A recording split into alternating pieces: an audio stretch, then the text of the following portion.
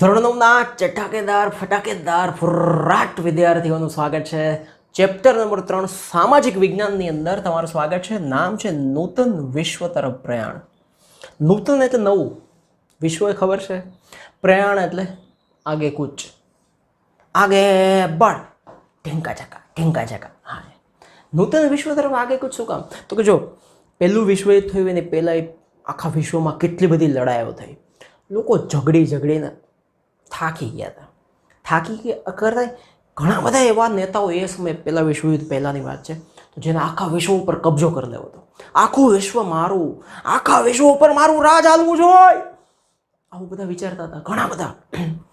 અને એને લડી લેવાના જ મૂડમાં હતા, કારણ કે આવડું મોટું યુદ્ધ તો કોઈ જોયું નહોતું. નાના મોટા યુદ્ધ જોયા હોય અને એમાં જીતી ગયા હોય એટલે એને એમ થાય કે દુનિયા શું કહેવાય, અમે બધે રાજ કરી. એટલે પહેલું વિશ્વયુદ્ધ થયું, એમાં જે ખાના ખરાબી થઈ, જે હાલત ખરાબ થઈ લોકોની, પછી તોય અટકા નહીં કે હજી આમાંથી બહાર નીકળીને અમે કબજો જમાવી લે, હારેલા દેશોને એવું થયું. પછી બીજું વિશ્વયુદ્ધ થયું. એ બીજું વિશ્વયુદ્ધ પૂરું થયું, એમાં ડટ્ટી ટાઈટ થઈ. પછી આ જ દિવસ સુધી 2021 સુધી હજુ કોઈએ યુદ્ધ કરવા નામ લીધું નથી કે હવે યુદ્ધ કરાય. હવે યુદ્ધ કરાય? આ ચડ્ડીના પૈસા નથી, ખાવાના ફાંફા છે અને યુદ્ધ કરવા જાઓ. તો એ બે વિશ્વયુદ્ધની અસરો શું થઈ, બે વિશ્વયુદ્ધનું નિર્માણ કેવી રીતે થયું, કેવી રીતે યુદ્ધો શરૂ થયા, એનો ઇતિહાસ છે રસપ્રદ. અને યુદ્ધો પૂરા થયા પછી જે અસરો થઈ એનો ઇતિહાસ છે, અને બહુ રસપ્રદ છે. આ જાણવા જેવું. ઘણાને એમ થાય કે ઇતિહાસ ભણી શું થાય, ઇતિહાસ જ ના હોય તો આપણને ખબર ન હોય આપણા બાપા કોણ હતા, અથવા તો વિશ્વમાં શું હતું, વિશ્વના દેશોએ, વિશ્વના લોકોએ ભૂતકાળમાં શું ભૂલ કરી જે આપણે નહીં કરવાની, એ શીખવા માટે ઇતિહાસ ભણવો પડે. અને બીજું ઘણું રસપ્રદ હોય. તો ચલો જઈએ, ઇતિહાસ ભણવાની મજા લૂંટીએ, વિશ્વયુદ્ધો અને પછીની દુનિયાની રસપ્રદ માહિતી, નૂતન વિશ્વ તરફ પ્રયાણ કરીએ. ચલો હવે આમાં તમને પહેલાં જ કહી દઉં, આખી ટેક્સ્ટબુકમાં શબ્દશઃ હું તમને સમજાવું છું. ટેક્સ્ટબુક જે છે એ જ છે, એમાં જેમ પાઠ છે એમ જ અહીંયા પાઠ છે, પણ અહીંયા મેં એના પોઈન્ટ બનાવી દીધા છે. સમજો છો તમે? હા, જેથી કરીને તમને સમજવામાં સરળતા રહે. પેલું આખું પેરેગ્રાફમાં ધાબળેલું હોય એને મેં અહીંયા એનાલિસિસ કરીને આખું અલગ કર્યું છે. શબ્દ તમે વાંચો એટલે ખબર પડી જશે શબ્દશઃ છે, મેં ખાલી પોઈન્ટ બનાવી દીધા છે. ઓકે, અને ફોન્ટ સારા છે જેથી કરીને તમને મજા આવે ભણાવવાની. આ ચેનલમાં આટલી બધી લાઈક કરો, નીચે કોમેન્ટ કરજો, બધા સાથે શેર બી કરજો, બેલમાં ટીન ટીન વગાડી દેજો. ચોકલેટી મન મેં લડ્ડુ ફૂટા. ચલો, બે વિશ્વયુદ્ધો વચ્ચેના વૈશ્વિક પ્રવાહો, એટલે કે બે વિશ્વયુદ્ધની વચ્ચે આખી દુનિયામાં શું ચાલતું હતું એ જોઈએ. પ્રથમ વિશ્વયુદ્ધ બાદ લોકોની આર્થિક અવદશા થઈ, આર્થિક રીતે લોકો બેહાલ થઈ ગયા, હાલત ખરાબ થઈ ગઈ, ખાવાના ફાંફા થઈ ગયા. ખાવા ના મળે તો જાવા તો ક્યાંથી મળે? એને સુધારવામાં તાત્કાલિક સરકારો, એટલે કે એ સમયની સરકારો નિષ્ફળ ગઈ. પહેલા વિશ્વયુદ્ધ પછીની જે કંગાલ સ્થિતિ ઊભી થઈ આખી, એ સ્થિતિ સુધારવામાં એ સમયની સરકારને કંઈ ભૂઈજું જ નહીં, શું કરાય આમાં. તેથી લોકોને લોકશાહીમાંથી વિશ્વાસ ઉઠી ગયો, સાલી આ લોકશાહી જોઈએ જ નહીં, આમાં બધા આવવા જોઈએ. કેટલાક રાષ્ટ્રોમાં, એટલે કે કેટલાક દેશોમાં સરમુખત્યારશાહીનો ઉદય થયો. સરમુખત્યારશાહી એટલે શું? તો કે એક જ માણસ હોય જે આખા દેશ ઉપર રાજ કરતો હોય, કે એમ થાય, બીજો કોઈ વિરોધ પક્ષ નહીં, કશું જ નહીં, એક જ જગ્યાએથી નિર્ણય લેવાય એટલે આખા દેશની અંદર એ નિર્ણય લાગુ પડે. એ પછી કે વિધાનસભામાં કે લોકસભામાં પાસ કરવાય નહીં જવાનું, લોકોને પૂછવાનું નહીં, એ જ ફાઇનલ. જેના પરિણામે આ સરમુખત્યારશાહીનો જે ઉદય થયો એના પરિણામે દ્વિતીય, એટલે કે બીજા વિશ્વયુદ્ધનું સર્જનાત્મક પરિબળ બન્યું. એટલે કે આ સરમુખત્યારશાહી પોતે મહત્વનું કારણ બની ગઈ. શેનું? બીજા વિશ્વયુદ્ધનું. કારણ કે હવે જે સરમુખત્યારશાહી થઈ ગયા, જેમ કે ચીનની અંદર શી જિનપિંગ છે, તો એને એમ થાય આખા ચીનનો વડો હું, મારું કર્યું થાય, ઈડલી હું ને વડો હું, ઢોસો હું. હવે એવું જ્યારે એક માણસની અંદર જ્યારે આવો લાડવો ફૂટે ને આખો, ત્યારે એને એમ થાય કે આખા વિશ્વ ઉપર હું કબજો જમાવીને આખા વિશ્વ ઉપર રાજ કરું. મોઢું જોયું ન હોય ધોયેલ મોડા જેવું હોય, પણ આખા વિશ્વ પર રાજ કરવાનું એને થાય. અને ત્યારથી યુદ્ધની ઈંટ પાયામાં નખાય. આ સંદર્ભે અહીંયા નીચેના 3-4 ઘટનાક્રમો આપણે પહેલાં અભ્યાસ કરવાના છે. પહેલું છે ઇટાલીમાં ફાંસીવાદ, એટલે કે ઇટાલીમાં બધા ફાંસીએ નહોતા લટકી ગયા. જોઈએ હમણાં શું છે આ. જર્મનીમાં નાઝીવાદ, જાપાનમાં લશ્કરવાદ અને વૈશ્વિક મહામંદી. વિશ્વમાં 1929 થી 32ની જે મહામંદી આવી, ભૂખા નીકળી ગયા. આપણે ગુજરાતીમાં કહીએ ને, હો નીકળી ગયો, આખા વિશ્વનો હો નીકળી ગયો. હવે એમાં પહેલું છો ઇટાલીમાં ફાંસીવાદ.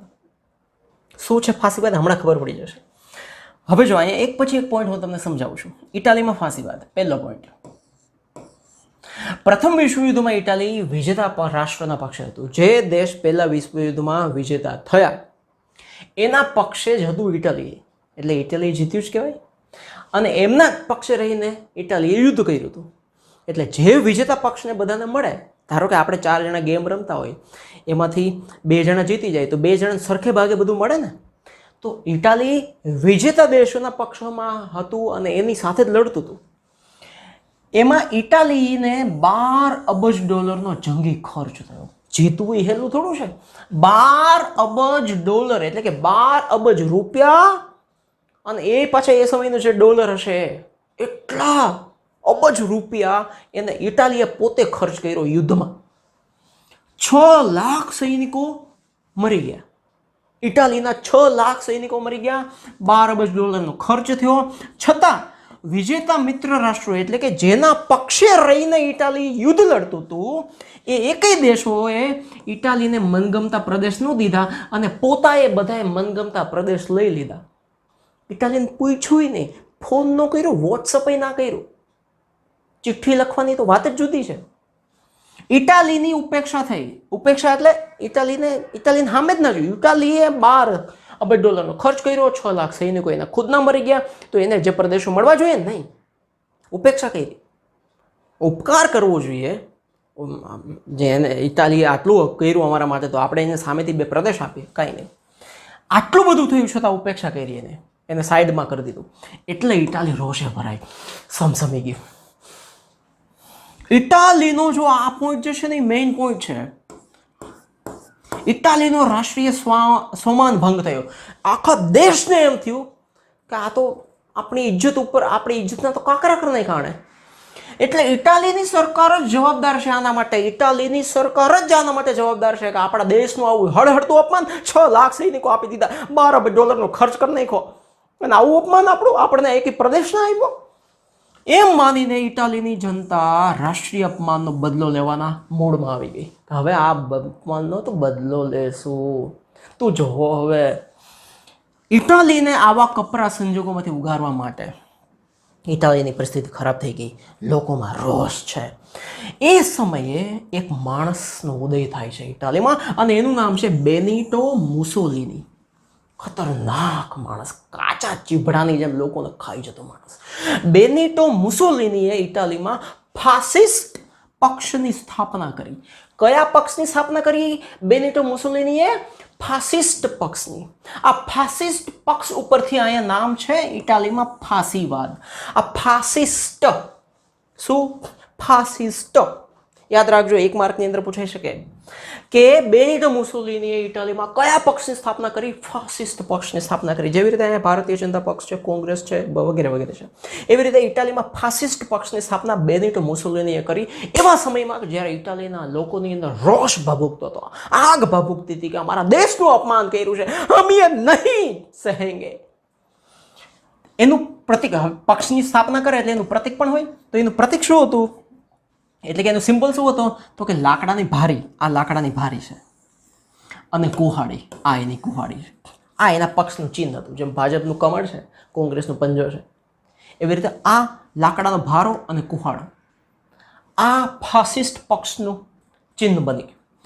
જે રોમન સમ્રાટની સર્વોપરિતાનું પ્રતીક છે તે રોમન સમ્રાટ. ઇટાલીનું રોમ શહેર છે. ત્યાં જ્યારે રાજાઓ રાજ કરતા ત્યારે રાજા જ સર્વોપરી છે એવું બતાવતું આ જ પ્રતીક હતું ત્યારે. એ જાણે અપનાવી લીધું. બરાબર. તમને આ 1 માર્કમાં પૂછાઈ શકે કે ફાસિસ્ટ પક્ષનું ચિહ્ન શું હતું? તો કે લાકડાની ભારી અને કુહાડી. ફાસીવાદ એટલે હવે ખબર પડી ને ફાસીવાદ શું છે? ફાસિસ્ટ પક્ષ છે એટલે ફાસીવાદ આવી ગયો આખો, જે બેનિટો મુસોલિનીએ શરૂ કર્યું.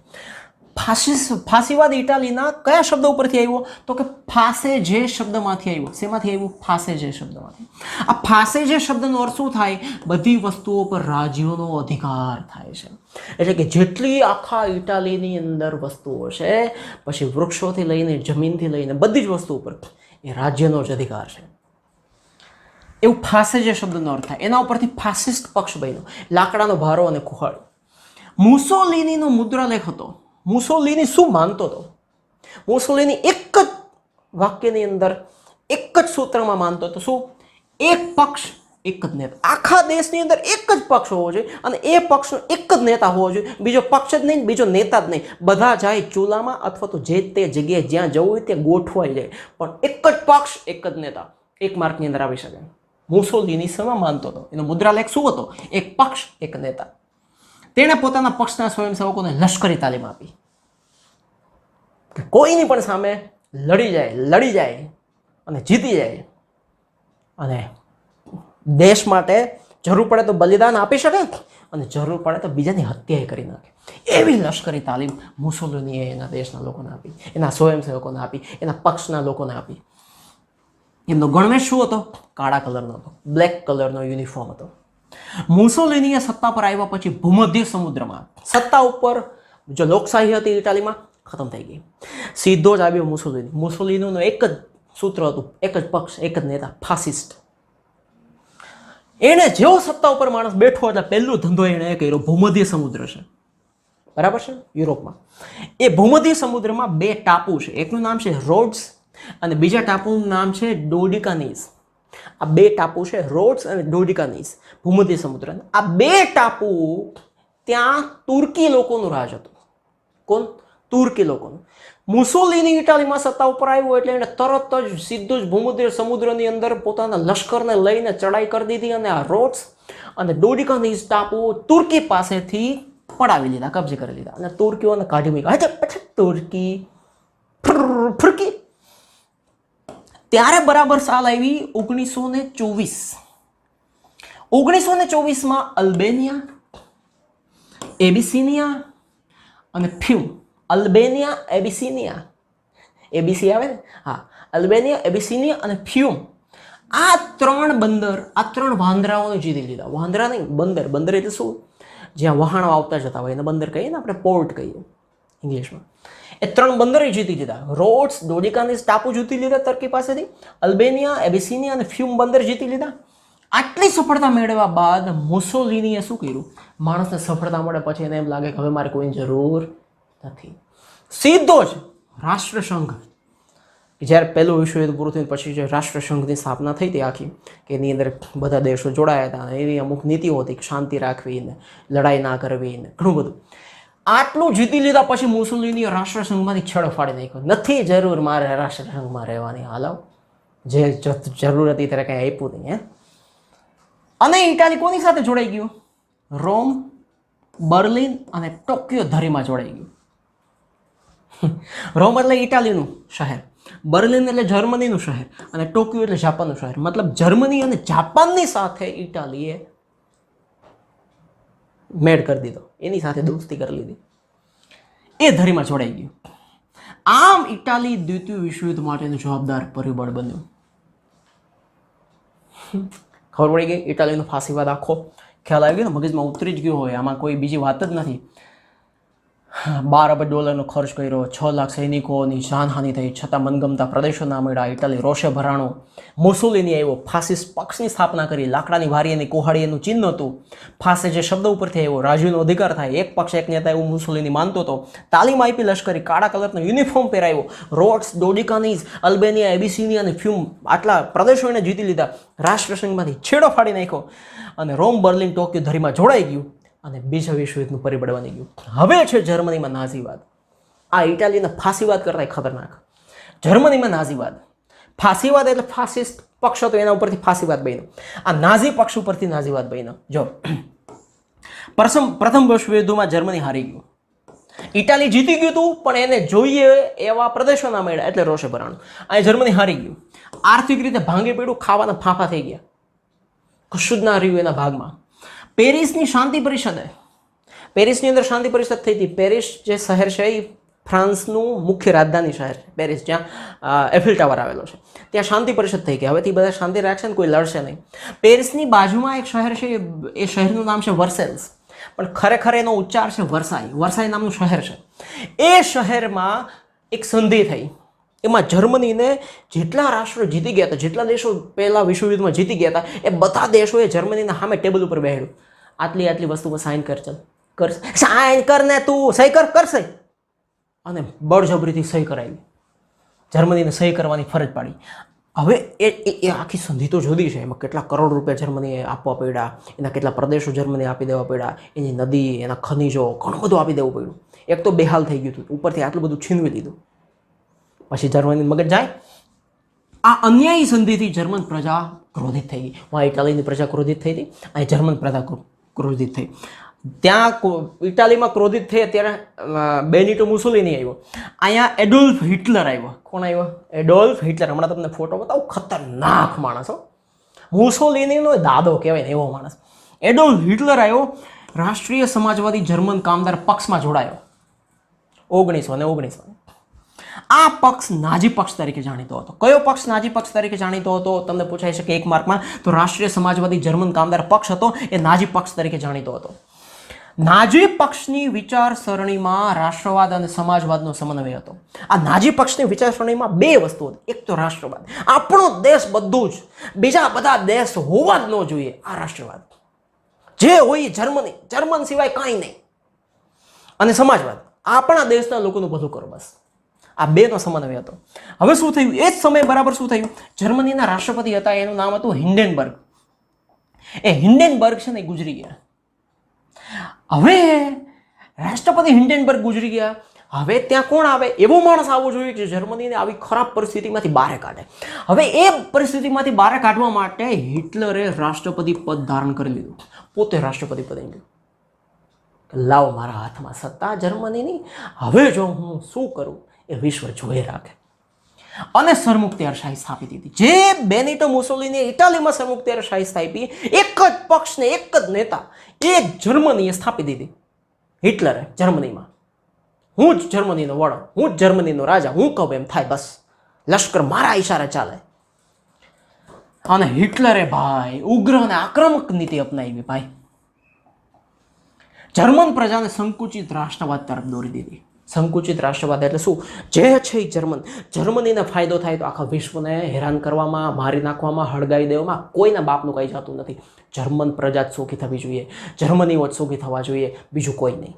આ સંકુચિત રાષ્ટ્રવાદ છે. જર્મન પ્રજા હિટલરને ફ્યુહરર એટલે કે તારણહાર માનતી હતી.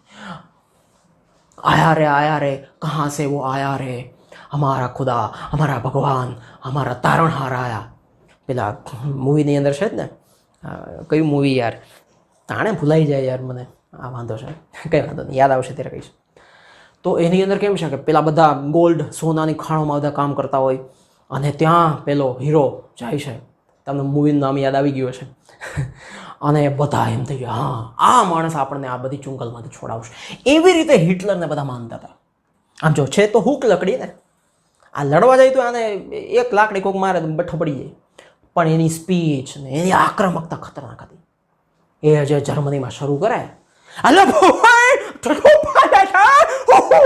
ત્યાં તો બધા આમ લોહી રૂવાડા ઊભા થઈ જાય, મારી નાખી, કાપી નાખી, ચીરી નાખી, કાચા કાચા ખાઈ જાય.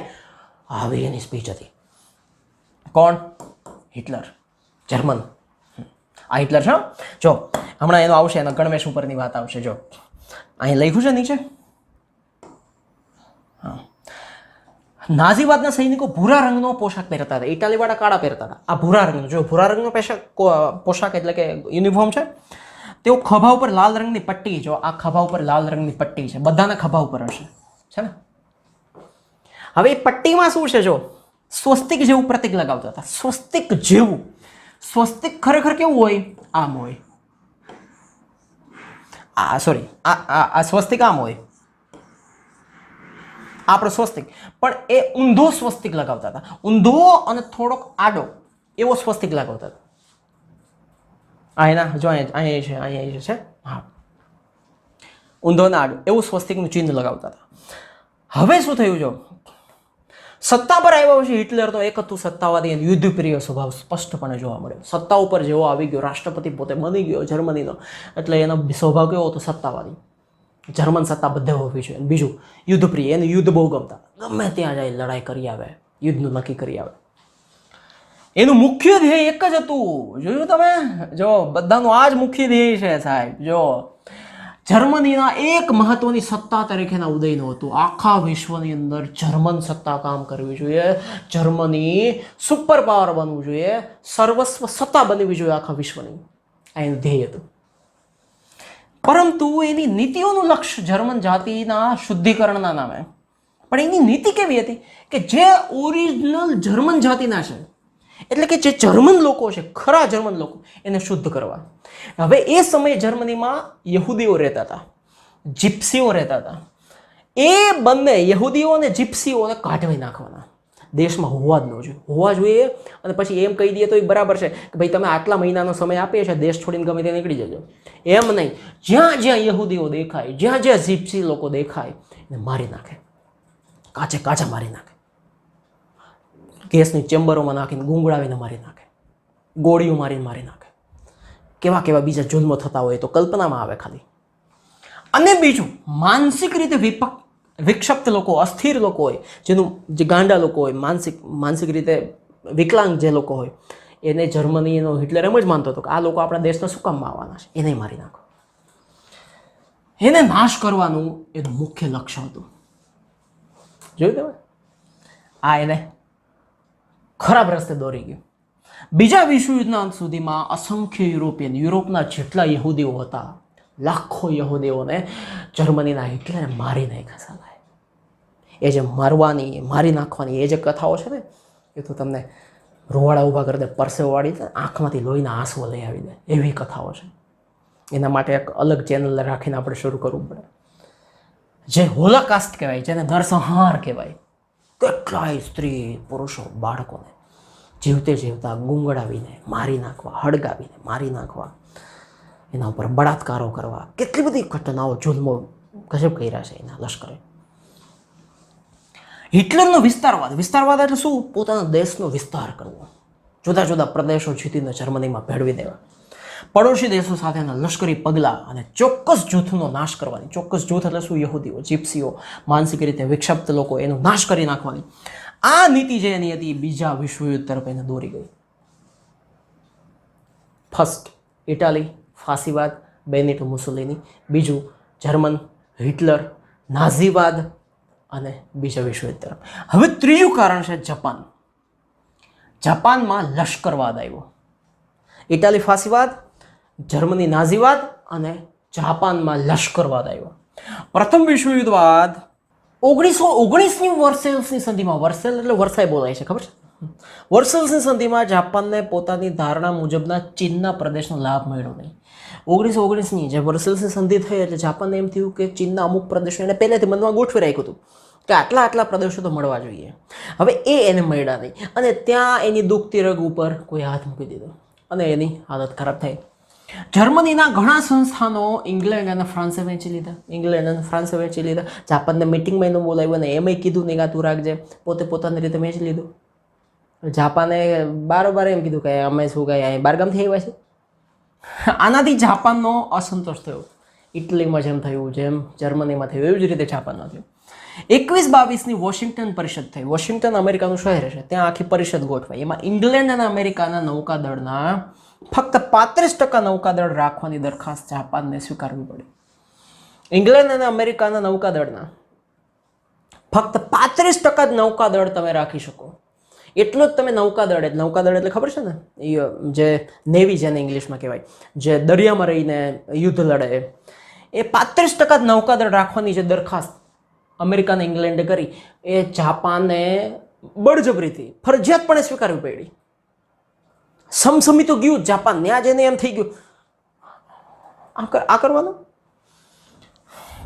ત્યારથી જો આ ઘટના બની ને ત્યારથી જાપાને અમેરિકાને ધ્યાનમાં રાખી લીધું, નોટબુકમાં નોંધ કરી લીધી કે આનો પાઠ અમે તમને ચખાડશું, અમેરિકી આવો જોજો.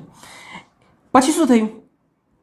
બીજું, સખાલિન અને સાઇબિરિયાના ટાપુ જે જાપાન પાસે હતા એણે નૌકાદળ 35% કરતાં ઓછું કરવું પડ્યું. એટલે કે સખાલિન અને સાઇબિરિયા દેશ છે એના ટાપુઓ એને ખાલી કરી દેવા પડ્યા. ત્યાંથી પોતાની નૌકાદળ જે નેવીના સૈનિકો છે એને પાછા બોલાવી લેવા પડ્યા. આનાથી જાપાનનો યુવા વર્ગ નારાજ થયો. જે મજા ચાલે ને બોકા ચાય ભૂકા ચાલે જાપાની ભાષામાં વાત કરી. આવી રીતે થોડું હાલે કાંઈ. ઘરનું રાજ છે એનું, અમેરિકાનું, ઇંગ્લેન્ડનું, ફ્રાન્સનું, એ બધાના ઘરના રાજ છે. આપણને બોલાવે નહીં, આપણે યુદ્ધ લડ્યા છીએ. આ સમયે શું થયું? એ જ સમયે જાપાનમાં ચૂંટણી થઈ. એ જ સમય જ્યારે જાપાનમાં ચૂંટણી થઈ એટલે લશ્કરી ઢબના શાસનની, એટલે કે હવે જાપાનની અંદર આપણે લોકશાહી શાંતિ રાખો, લશ્કરી ઢબ એટલે કે લશ્કર જ હવે આપણા જાપાનને આગળ વધારે અને લશ્કરી વડો જ બધો વડો. એ ઢબના શાસનની તરફણે કરનારા જેટલા પક્ષો હતા એને ચૂંટણીમાં બહુમતી મળી ગઈ, એનો વિજય થઈ ગયો, એ જીતી ગયા કે હવે લશ્કરી રીતે જાપાન આગળ વધશે. 5 જણાને પૂછશે નહીં હવે જાપાન. જાપાનના લશ્કરી રાષ્ટ્રવાદે વિસ્તારવાદની નીતિ વ્યાપક બનાવી. વિસ્તારવાદ એટલે શું? જે રીતે જર્મનીએ વિસ્તારવાદ અપનાવ્યો, જે રીતે ઇટાલીએ વિસ્તારવાદ એટલે શું? પોતાના દેશને ફેલાવવાનો, જુદા જુદા પ્રદેશો જીતીને આપણા દેશની અંદર ભેગા કરી લેવાના અને બધી જ જગ્યાએ જાપાન હોવું જોઈએ. જાપાનને રાષ્ટ્રસંઘની સમિતિમાં કાયમી સભ્યપદ ન મળ્યું. રાષ્ટ્રસંઘમાંથી ઇટાલીએ સામેથી છેડો ફાડી નાખ્યો. જાપાનને એમાં કાયમી સભ્યપદ ન મળ્યું. જાપાનને લીધું નહીં, ઇટાલીએ છેડો ફાડી નાખ્યો. જાપાની સામ્રાજ્યવાદી પ્રવૃત્તિ, સામ્રાજ્ય ફેલાવવાની જે પ્રવૃત્તિઓ છે એને પશ્ચિમના દેશો રોકી ન શક્યા. અમેરિકાએ ન રોકી શક્યું અને યુરોપના દેશો ઇંગ્લેન્ડ, ફ્રાન્સ વગેરે રોકી ના શક્યા. જાપાન આગળ વધતું ગયું. જાપાનને શું કર્યું? પહેલાં તો મંચુરિયન બનાવીને ખાઈ લીધું. ના, એવું નથી. મંચુરિયા નામનો પ્રદેશ કબજે કરી લીધો પોતાના નામે અને જાપાનની અંદર મંચુકો સરકાર સ્થાપી દીધી. 1932ની વાત છે. મંચુરિયા પ્રદેશ જીતી લીધો અને મંચુકો સરકાર સ્થાપી દીધી. આની સાથે જાપાને કોરિયા, મંગોલિયા, સાન્ટંગ અને ચીનના કેટલાક પ્રદેશો જીતી લીધા. જેને દાઢમાં ખટકતા હતા ને, આ પ્રદેશો તો જીતીને રહેશું. તો કયા કયા પ્રદેશો? કોરિયા, મંગોલિયા, સાન્ટંગ, ચીનના કેટલાક પ્રદેશોને જીતી લીધા. અને આ જે જીતતું જાય છે આગળ આગળ આગળ એને પશ્ચિમના દેશો અમેરિકા અને ઇંગ્લેન્ડ કે ફ્રાન્સ જેવા દેશો રોકી ન શક્યા. જાપાને જર્મની એમ જ ઇટાલી સાથે સંબંધો સુધારી લીધા. જો ઇટાલીએ આવ્યું હતું ને આગળ, રોમ, બર્લિન, ટોક્યો, એની સાથે સંબંધ ઇટાલીએ જોડી દીધા. એ જ રીતે જર્મનીએ ઇટાલી અને જાપાન સાથે સંબંધો સુધાર્યા. જાપાને જર્મની, ઇટાલી સાથે સંબંધો સુધાર્યા અને સામ્રાજ્યવાદનો છૂટો દોર મૂક્યો કે હવે અમે અલગ અલગ સામ્રાજ્યો, બધા પ્રદેશો જીતી લેશું. અને એ સમયે જાપાનની અંદર સમ્રાટ મેઈજી હતા. કોણ હતા સમ્રાટ મેઈજી? એ મૃત્યુ પામ્યા હશે, જે થયું હશે. 1936માં નવા શહેનશાહગાદી આવ્યા, એનું નામ હતું હિરોહિટો. એણે પણ જાપાનની આ જ પ્રવૃત્તિઓને ઉત્તેજન આપ્યું. બરાબર છે, પ્રદેશો જીતવા જ જોઈએ. એમ અમેરિકા એમ કહી દે આટલા 35% નૌકાદળ રાખવાનો, ચીનના એક પ્રદેશ આપણને ના દે, બારોબાર બધું વેચી લે, તો કંઈ ઘરનું રાજ સમજ્યું છે? હે, એના બાપાનું રાજ છે? એટલે આ બધું એને જાપાનીઝ ભાષામાં કીધું હશે. આમ જાપાને રાષ્ટ્રસંઘનો ત્યાગ કરી દીધો. નથી જોતું રાષ્ટ્રસંઘ સભ્યપદનું આપ્યું ને, કંઈ વાંધો નહીં. હવે તમે જુઓ 1933ની વાત, ઇટાલીનો ફાંસીવાદ, જર્મનીનો નાઝીવાદ, જાપાનનો લશ્કરવાદ. અને હવે ચોથું છે વૈશ્વિક મહામંદી આવી 1929માં. યુરોપમાં જેટલા મોટા ભાગના દેશો હતા, ઇંગ્લેન્ડ, ફ્રાન્સ ને બધા, એના જેટલા વડા હતા, મેંદુ વડા નહીં, દાળ વડા નહીં, એના જેટલા નેતાઓ હતા મેન, એને એવી ધારણા હતી કે પ્રથમ વિશ્વયુદ્ધના અંતે વિશ્વની યુદ્ધોત્તર સમસ્યાઓનો અંત આવી જશે, કે વિશ્વયુદ્ધ પૂરું થશે એટલે યુદ્ધને લગતી બધી સમસ્યાઓ પણ ઓગળી જશે. ભૂરોભાઈ એમ ઓગળી જાય. આ ધારણા ખોટી પડી. એકાએક અમેરિકાના વોલ સ્ટ્રીટ શેર બજારમાં, જે રીતે ભારતની અંદર શેર બજાર છે ને, મુંબઈની અંદર આખલો ગાંડો થાય, ખબર છે? હા, એવી રીતે અમેરિકામાં વોલ સ્ટ્રીટ શેર બજાર છે. એના જેટલા મોટા ભાગના શેર છે એ વેચાવાના શરૂ થઈ ગયા અચાનક જ. એટલે શેરની કિંમત એકદમ ભયજનક રીતે ઘટવા માંડી. $100 હોય તો સીધી $1, $1.5 થવા માંડી અને ફટાફટ શેર વેચાવાના શરૂ થઈ ગયા. હવે આવી રીતે ફટાફટ શેર વેચાવાના શરૂ થઈ જાય એટલે મંદી કોકડું વળી જાય. શેર એટલે ખબર છે ને, શેર એ નહીં, કંપનીઓના શેર હોય, તમે સાંભળ્યું હશે.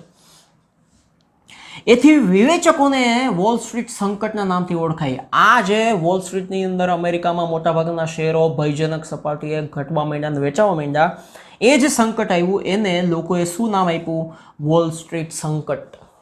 24 ઓક્ટોબર 1929 મહામંદીની શરૂઆત થઈ ગઈ. આ સંકટે વિશ્વભરની આર્થિક સ્થિતિને ડામાડોળ કરી મૂકી, જેમાંથી વૈશ્વિક મહામંદીનું સર્જન થયું. વિશ્વના મોટા ભાગના રાષ્ટ્રો આ મહામંદીના પ્રભાવમાં આવી ગયા. મોટા ભાગના વિશ્વના દેશોમાં મહામંદી ફરી વળી. ખાવા પીવાના ફાંફા થઈ ગયા, હાલત ખરાબ થઈ ગઈ. ગ્રેટ બ્રિટન, બ્રિટન એટલે દેશ 6, 7, 8, 10 દેશોનો સમૂહ છે ગ્રેટ બ્રિટન. એવી મહાસત્તા કહેવાતો એ સમયે ગ્રેટ બ્રિટન મહાસત્તા કહેવાતો. અમેરિકા અને રશિયા તો હવે મહાસત્તા કહેવાય. એને પોતાના ચલણ પાઉન્ડ, ત્યારે પાઉન્ડ ચાલતું અને આજે પણ પાઉન્ડ ચાલે છે. એ પાઉન્ડની કિંમત કઈ રીતે ઓળખાય? તો એની પાસે અનામત રૂપે, તો એની પાસે સોનાનો જથ્થો કેટલો છે, સુવર્ણ એટલે કે સોનાનો જથ્થો કેટલો છે, એના આધારે પાઉન્ડની કિંમત હોય.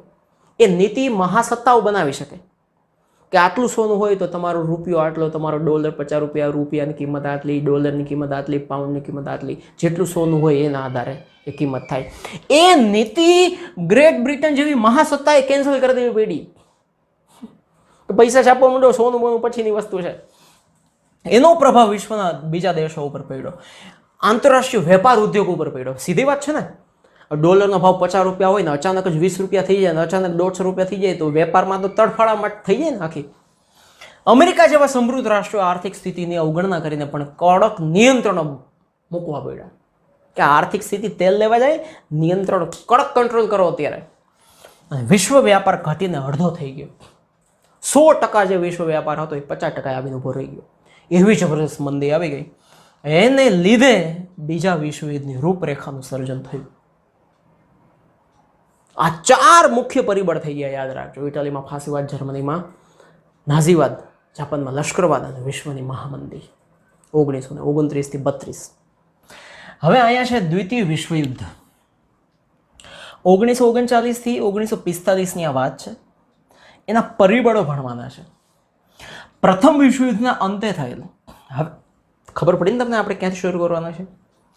આપણે હવે અહીંથી છે દ્વિતીય વિશ્વયુદ્ધ 1939 1945ના પરિબળો જોવાના છે. દ્વિતીય વિશ્વયુદ્ધના પરિબળો શું છે? એવા કયા પરિબળો એને ભાગ ભજવો કે બીજું વિશ્વયુદ્ધ થઈને પાર રહ્યો? કોઈ રોકી ના શક્યું. લાપસીનો લાડવો થઈને જ રહ્યો, લાડવો ભાંગે પાર થયો. પ્રથમ વિશ્વયુદ્ધના અંતે વર્સેલ્સ એટલે કે વર્સાઈની સંધિ થઈ હતી, એ મેં તમને સમજાવ્યું હતું આગળ. બીજા એ જ સંધિમાં જ બીજા વિશ્વયુદ્ધના બી વવાઈ ગયા હતા કે આ હવે નહીં અટકે. તમે કોઈ પણ માણસને એટલું હેરાન કરો કે પછી બદલો લેવા મજબૂત થઈ જ જાય. પેરિસની શાંતિ પ્રક્રિયા અનેક રાષ્ટ્રોને અસંતુષ્ટ કર્યા હતા કે શાંતિ પ્રક્રિયા જેવી થઈ હતી કે એમાં બધા ખુશ ના રહી શક્યા. કેટલાય અસંતુષ્ટ રહ્યા કે ભાઈ અમને અમારું જોતું કોઈ વસ્તુ ના મળી. તમે મોટા મોટા દેશો બધું. ત્યારબાદ બનેલી ઘટનાઓ દ્વિતીય વિશ્વયુદ્ધ તરફ દોરી ગઈ. એમાં પહેલી ઘટના છે દ્વિતીય વિશ્વયુદ્ધના પરિબળ. આ વિયુદ્ધ નથી, વિશ્વયુદ્ધ છે, શો ખોવાઈ ગયો. એમાં પહેલું છે ઉગ્ર રાષ્ટ્રવાદ. મેં તમને આગળ જ સમજાવ્યું હતું કે જાપાનની અંદરની વાત છે, જર્મનીની અંદરની વાત છે, ઇટાલીની અંદરની વાત છે. એ લોકોએ પોતાના દેશને ઉગ્ર રાષ્ટ્રવાદ શીખ્યો કે અમારો દેશ જ સર્વસ્વ છે, બાકી બધા દેશ તેલ લેવા જાય, અમારો દેશ જ હોવો જોઈએ આખી દુનિયામાં, બીજે ક્યાંય કંઈ કશું હોવું જ ના જોઈએ. આ ઉગ્ર રાષ્ટ્રવાદ જો શું થયું, પ્રથમ વિશ્વયુદ્ધ પછી જર્મન, જાપાન અને ઇટાલીમાં ઉગ્ર રાષ્ટ્રવાદનો વિકાસ થયો. એ મેં સમજાવ્યું છે આગળ અને આપણે ત્રણેય વિશે ભણી ગયા છીએ.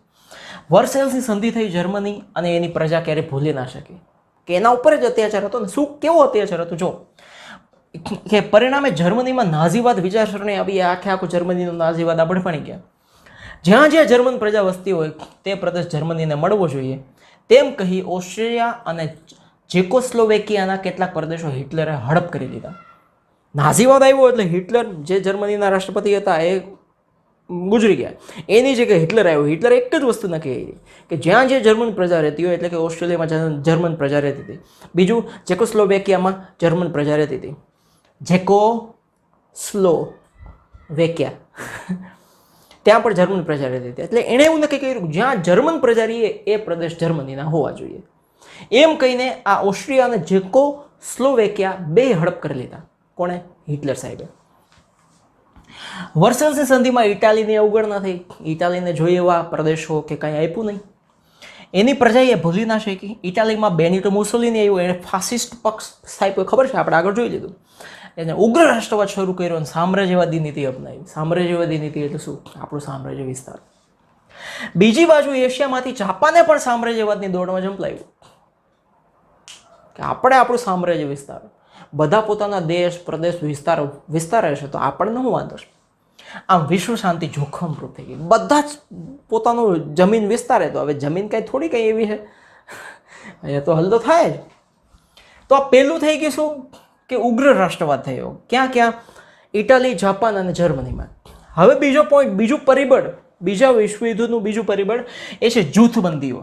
ગ્રુપિઝમ જેને ઇંગ્લિશમાં કહેવાય.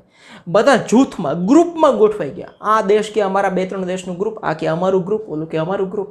અને ગ્રુપ પાછા ગોઠવાઈ જાય એનો વાંધો નહીં, એકબીજા ગ્રુપ એકબીજાને બાપે માર્યા વેર એવી નફરત કરે. જો પ્રથમ વિશ્વયુદ્ધ બાદ ફ્રાન્સને હંમેશા જર્મનીનો ભય રહેતો. પહેલું વિશ્વયુદ્ધ પૂરું થયું, જર્મનીને વર્સાઇલની સંધિમાં બહુ જ મોટો દંડ ને બધું થયું, તોય ફ્રાન્સને ડર હતો જ જર્મનીનો. તેથી બેલ્જિયમ એ પણ જર્મનીનો પાર્ટ આવે. પોલેન્ડ, રોમાનિયા અને ચેકોસ્લોવેકિયા સાથે મૈત્રી કરારો કર્યા. કોણે? ફ્રાન્સે. બેલ્જિયમ, પોલેન્ડ, રોમાનિયા અને ચેકોસ્લોવેકિયા સાથે મૈત્રી કરારો કર્યા. બરાબર. ઇટાલીએ ચેકોસ્લોવેકિયા, Yugoslavia, Romania, Hungary, Greece, Turkey અને ઓસ્ટ્રિયા સાથે, ઇટાલી આટલા દેશો સાથે જોડાઈ ગયું. આટલા દેશોનો વોટ્સઅપ ગ્રુપ બનાવ્યું અને એ બધાને કહી દીધું કે આપણે બધા એક બાંધવાન થાય ત્યારે આપણે બધા હારે જાહું, દંડાવાળી કરશું. કયા દેશો સાથે? Italy, Czechoslovakia, Yugoslavia, Romania, Hungary, Greece, Turkey અને ઓસ્ટ્રિયા સાથે. તો આ બાજુ રશિયા કોની સાથે જોડાઈ ગયું? તો કે જર્મની, તુર્કી, લિથુઆનિયા અને ઈરાન સાથે. તુર્કી આમાંય છે ને આમાંય છે, બેયની સાથે કરાર થયા. ઇટાલીએ જર્મની અને જાપાનના સહયોગથી રોમ, ઇટાલીનું મુખ્ય શહેર, બર્લિન એ જર્મનીનું મુખ્ય શહેર અને ટોક્યો એ જાપાનનું મુખ્ય શહેર, આ ત્રણેય શહેરને ગોઠવીને એક નામ આપ્યું, રોમ, બર્લિન, ટોક્યો ધરીની રચના કરી. એટલે કે રોમ, બર્લિન, ટોક્યો ગ્રુપ બનાવ્યું. આપણે 3 દેશ કાફી છીએ, ભરી પીશું આખી દુનિયાના દેશોને. શું આવે ભલે એની જાતને મારી નાખી. ઇંગ્લેન્ડ અને ફ્રાન્સે લોકશાહી મૂલ્યવાળું બીજું જૂથ. ઇંગ્લેન્ડ અને ફ્રાન્સે જેમાં લોકશાહીનો પ્રભાવ હોય, રાજાશાહી નહીં. જો આ જે ઇટાલી, જર્મની અને જાપાન, ત્યાં એ લોકોએ શું કર્યું? લોકશાહીને ધક્કો મારી દીધો, સાઈડમાં રાખી દીધી. અને હિટલર ને મુસોલિની આ બધા એવા લશ્કરવાદ ને જે નાઝીવાદ ને ફાસિઝમ ને એ બધા લોકશાહી નહીં. અહીંયા ઇંગ્લેન્ડ અને ફ્રાન્સ લોકશાહી જેમાં હોય, લોકોનું રાજ ચાલતું હોય, એવા જેની અંદર મૂલ્યો હોય એવું એક જૂથ બનાવ્યું. જર્મનીએ રશિયા સાથે બિન આક્રમક સંધિ કરી. કોની સાથે? જર્મની રશિયા સાથે, કે તમારે અમારી સાથે યુદ્ધ નહીં કરવાનું, અમે તમારી સાથે યુદ્ધ નહીં કરી. આવી સંધિ કરી નાખી જર્મની રશિયા સાથે. આથી વિશ્વમાં ભયનું સામ્રાજ્ય ઊભું થઈ ગયું. કયા ભયનું? ભયનો ભય, ડરનું. ભૂક્કા નીકળી જાય ને એવું કે બધા પોતપોતાના ગ્રુપમાં ગોઠવાઈ ગયા છે અને બધા ગ્રુપ બનાવીને શક્તિશાળી મજબૂત થઈ રહ્યા છે. નક્કી કંઈક થવાનું છે. આ પરિબળે વિશ્વયુદ્ધને વેગ આપ્યો. અને ત્રીજું લશ્કરવાદ. આ બહુ ખતરનાક પાસું થયું. શું? પ્રથમ વિશ્વયુદ્ધ પછી શાંતિની જાળવણી કરવા માટે પ્રયાસો કરવામાં આવ્યા કે ભાઈ બધા શાંતિ રાખો, ઝઘડીને કોના બાપાનો લાડો ખાઈ જવાનો, શાંતિ રાખો ને, મગજનું દહીં કરતા. પણ એનાથી ઉલટું યુરોપના રાષ્ટ્રો, ઇંગ્લેન્ડ, ફ્રાન્સ ને જર્મની, આ બધા યુરોપના દેશો કહેવાય, એણે શસ્ત્રીકરણની હરીફાઈ કરી. બધા પોતપોતાના દેશની અંદર શસ્ત્રો બનાવવા માંડ્યા. આ બાજુ શાંતિ રાખવાનો પ્રયાસો થાય છે ને આ બાજુ શસ્ત્રો બનાવે. તો શસ્ત્રો શેના માટે બનાવો છો તમે? શાંતિ જ રાખવી હોય તો. હું હથિયાર સજાવું છું પાછો એમ કહું અહિંસા પરમ ધર્મ. તો આ હથિયાર શું છે? યુરોપના દરેક રાષ્ટ્રોમાં માત્ર ને માત્ર શસ્ત્રોનું ઉત્પાદન વધ્યું. ખાવા પીવાની ચીજ વસ્તુ ખાવા પીવાની હોય એનું ઉત્પાદન કંપની અને ફેક્ટરીઓમાં ઘટી ગયું.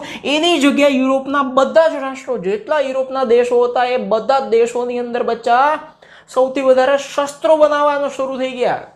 કે શસ્ત્રો બનાવો અને ધનાધન પછી જ્યારે ઝઘડવાનું થાય ત્યારે ઉતરી જ પડવાનું. શસ્ત્રો બનાવીને ઢગલા બંધ કરી રાખ્યા હોય તો પછી વાંધો આવે નહીં. એકબીજાના એકબીજાથી ચડિયાતા યુદ્ધ શસ્ત્રો બનાવવામાં આવ્યા. જર્મની આવા બનાવ્યા, ઇંગ્લેન્ડ કે અમે એનાથી જોરદાર શસ્ત્ર બનાવીએ. જર્મનીએ 2 ધારવાળી તલવાર બનાવી, અમે 4 ધારવાળી તલવાર બનાવીએ. જાપાને એક બાજુથી બંદૂક ફૂટે એવી બંદૂક બનાવી, અમે 3 બાજુથી બંદૂક ફૂટે એવી બનાવી. એવી કેમ બને યાર? મતલબ ચડિયાતા શસ્ત્ર બનાવ્યા. રશિયા, જર્મની જેવા કેટલાક રાષ્ટ્રોએ તો લશ્કરમાં ફરજિયાત તાલીમ શરૂ કરી. રશિયા, જર્મની જેવા દેશોએ, જાપાન પણ આમાં આવી ગયું, ફરજિયાત કહી દીધું, જાહેરાત જ કરી દીધી એના દેશની અંદર કે જો તમે જર્મનીમાં રહ્યો છો, રશિયામાં રહ્યો છો, જો તમે જાપાનમાં રહ્યો છો, ફરજિયાત એક ઘરમાંથી એક બચ્ચો, બધાય ઘરના સભ્યો, બધા પુરુષો જેટલા છે એટલા, બધાએ ફરજિયાત લશ્કરી તાલીમ લેવાની છે. આપણા દેશને જરૂર પડે તો લશ્કરની અંદર બધા જ આવવા જોઈએ. દરેક રાષ્ટ્રોએ નૌકાદળ, એટલે કે યુદ્ધમાં દરિયાથી જે લડાતું હોય, હવાઈ દળ પ્લેનથી લડાતું હોય, અને ભૂમિદળ જમીન ઉપર લડાતું હોય, એ ત્રણેય દળમાં વધારો કર્યો. માણસોની ભરતી કરી દીધી. બાંધવાનું જ છે, આપણે મૂકવાના જ નથી. પૂર્વમાં એટલે કે પૂર્વ એટલે કે આપણે એશિયા છે એ પૂર્વમાં કહેવાય, જાપાન એશિયામાં આવે. જાપાને લશ્કરી તાકાત વધારી દીધી.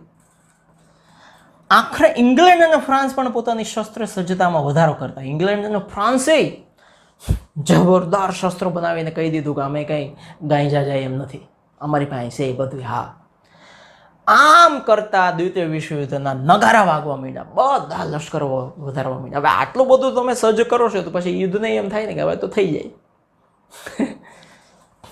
મમરા લઈ આવો ને, ચણા લઈ આવો ને, બટાટા લઈ આવો ને, ચટણી લઈ આવો ને, આ લઈ આવો, તો પછી તો ભેળ થઈ જ જાય ને. ચોથી વસ્તુ શું આવી? રાષ્ટ્રસંઘની નિષ્ફળતા. પહેલું વિશ્વયુદ્ધ પૂરું થયું પછી રાષ્ટ્રસંઘની સ્થાપના કરી હતી, જેની અંદર ઘણા બધા રાષ્ટ્રો જોડાયા હતા, અને એમાં એવા નિયમો અને કરારો થયા હતા કે હવે આપણે લડવાનું નથી, શાંતિ રાખવાની છે, અહિંસામાં માનવાનું છે. પણ રાષ્ટ્રસંઘ વિશ્વના રાષ્ટ્રો ઉપર સાર્વભૌમત્વ ધરાવતી સર્વોપરી સંસ્થા બની ના શકી. એટલે કે વિશ્વના જેટલા પણ દેશો છે એના ઉપર સાર્વભૌમત્વ એટલે કે પોતાનું રાજ ચલાવી શકે, પોતે કેમ વિશ્વના દેશો કરી શકે એવી સંસ્થા એ રાષ્ટ્રસંઘ ના બની શકી. રાષ્ટ્રસંઘ છે એ એક અમેરિકાની સંસ્થા છે. અમેરિકાની એટલે કે આખા વિશ્વના દેશો એના સભ્ય હોય, પણ એ બધા દેશોને પોતાનું મનાવી ના શકી, કે સલાહ આપી ના શકી કે ભાઈ શાંતિ રાખો, યુદ્ધ ના કરે.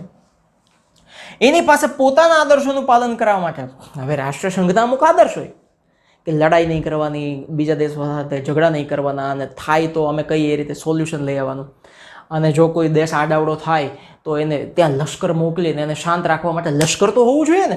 તો એના માટે રાષ્ટ્રસંઘનું પોતાનું લશ્કર નહોતું.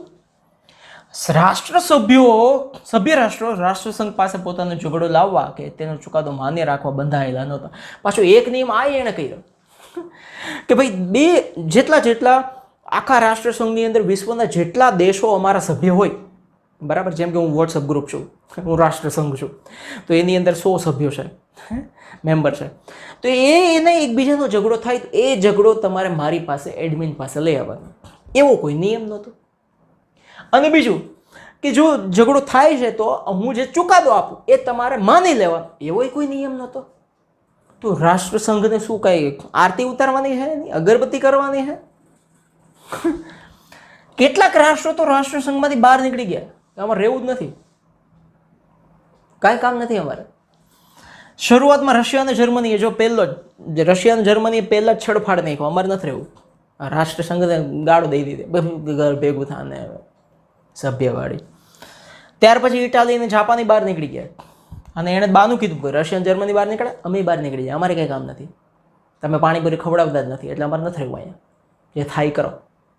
હવે રાષ્ટ્રસંઘમાંથી રશિયા, જર્મની, ઇટાલી, જાપાન જેવા દેશો જેની પાસે લશ્કરી તાકાત જોરદાર હતી, નાઝીવાદ ને ફાસિસ્ટ ને આ બધા ખતરનાક જેની પાસે નેતાઓ હતા, આ બધા નીકળી ગયા, યુદ્ધખોરો જ બધા નીકળી ગયા.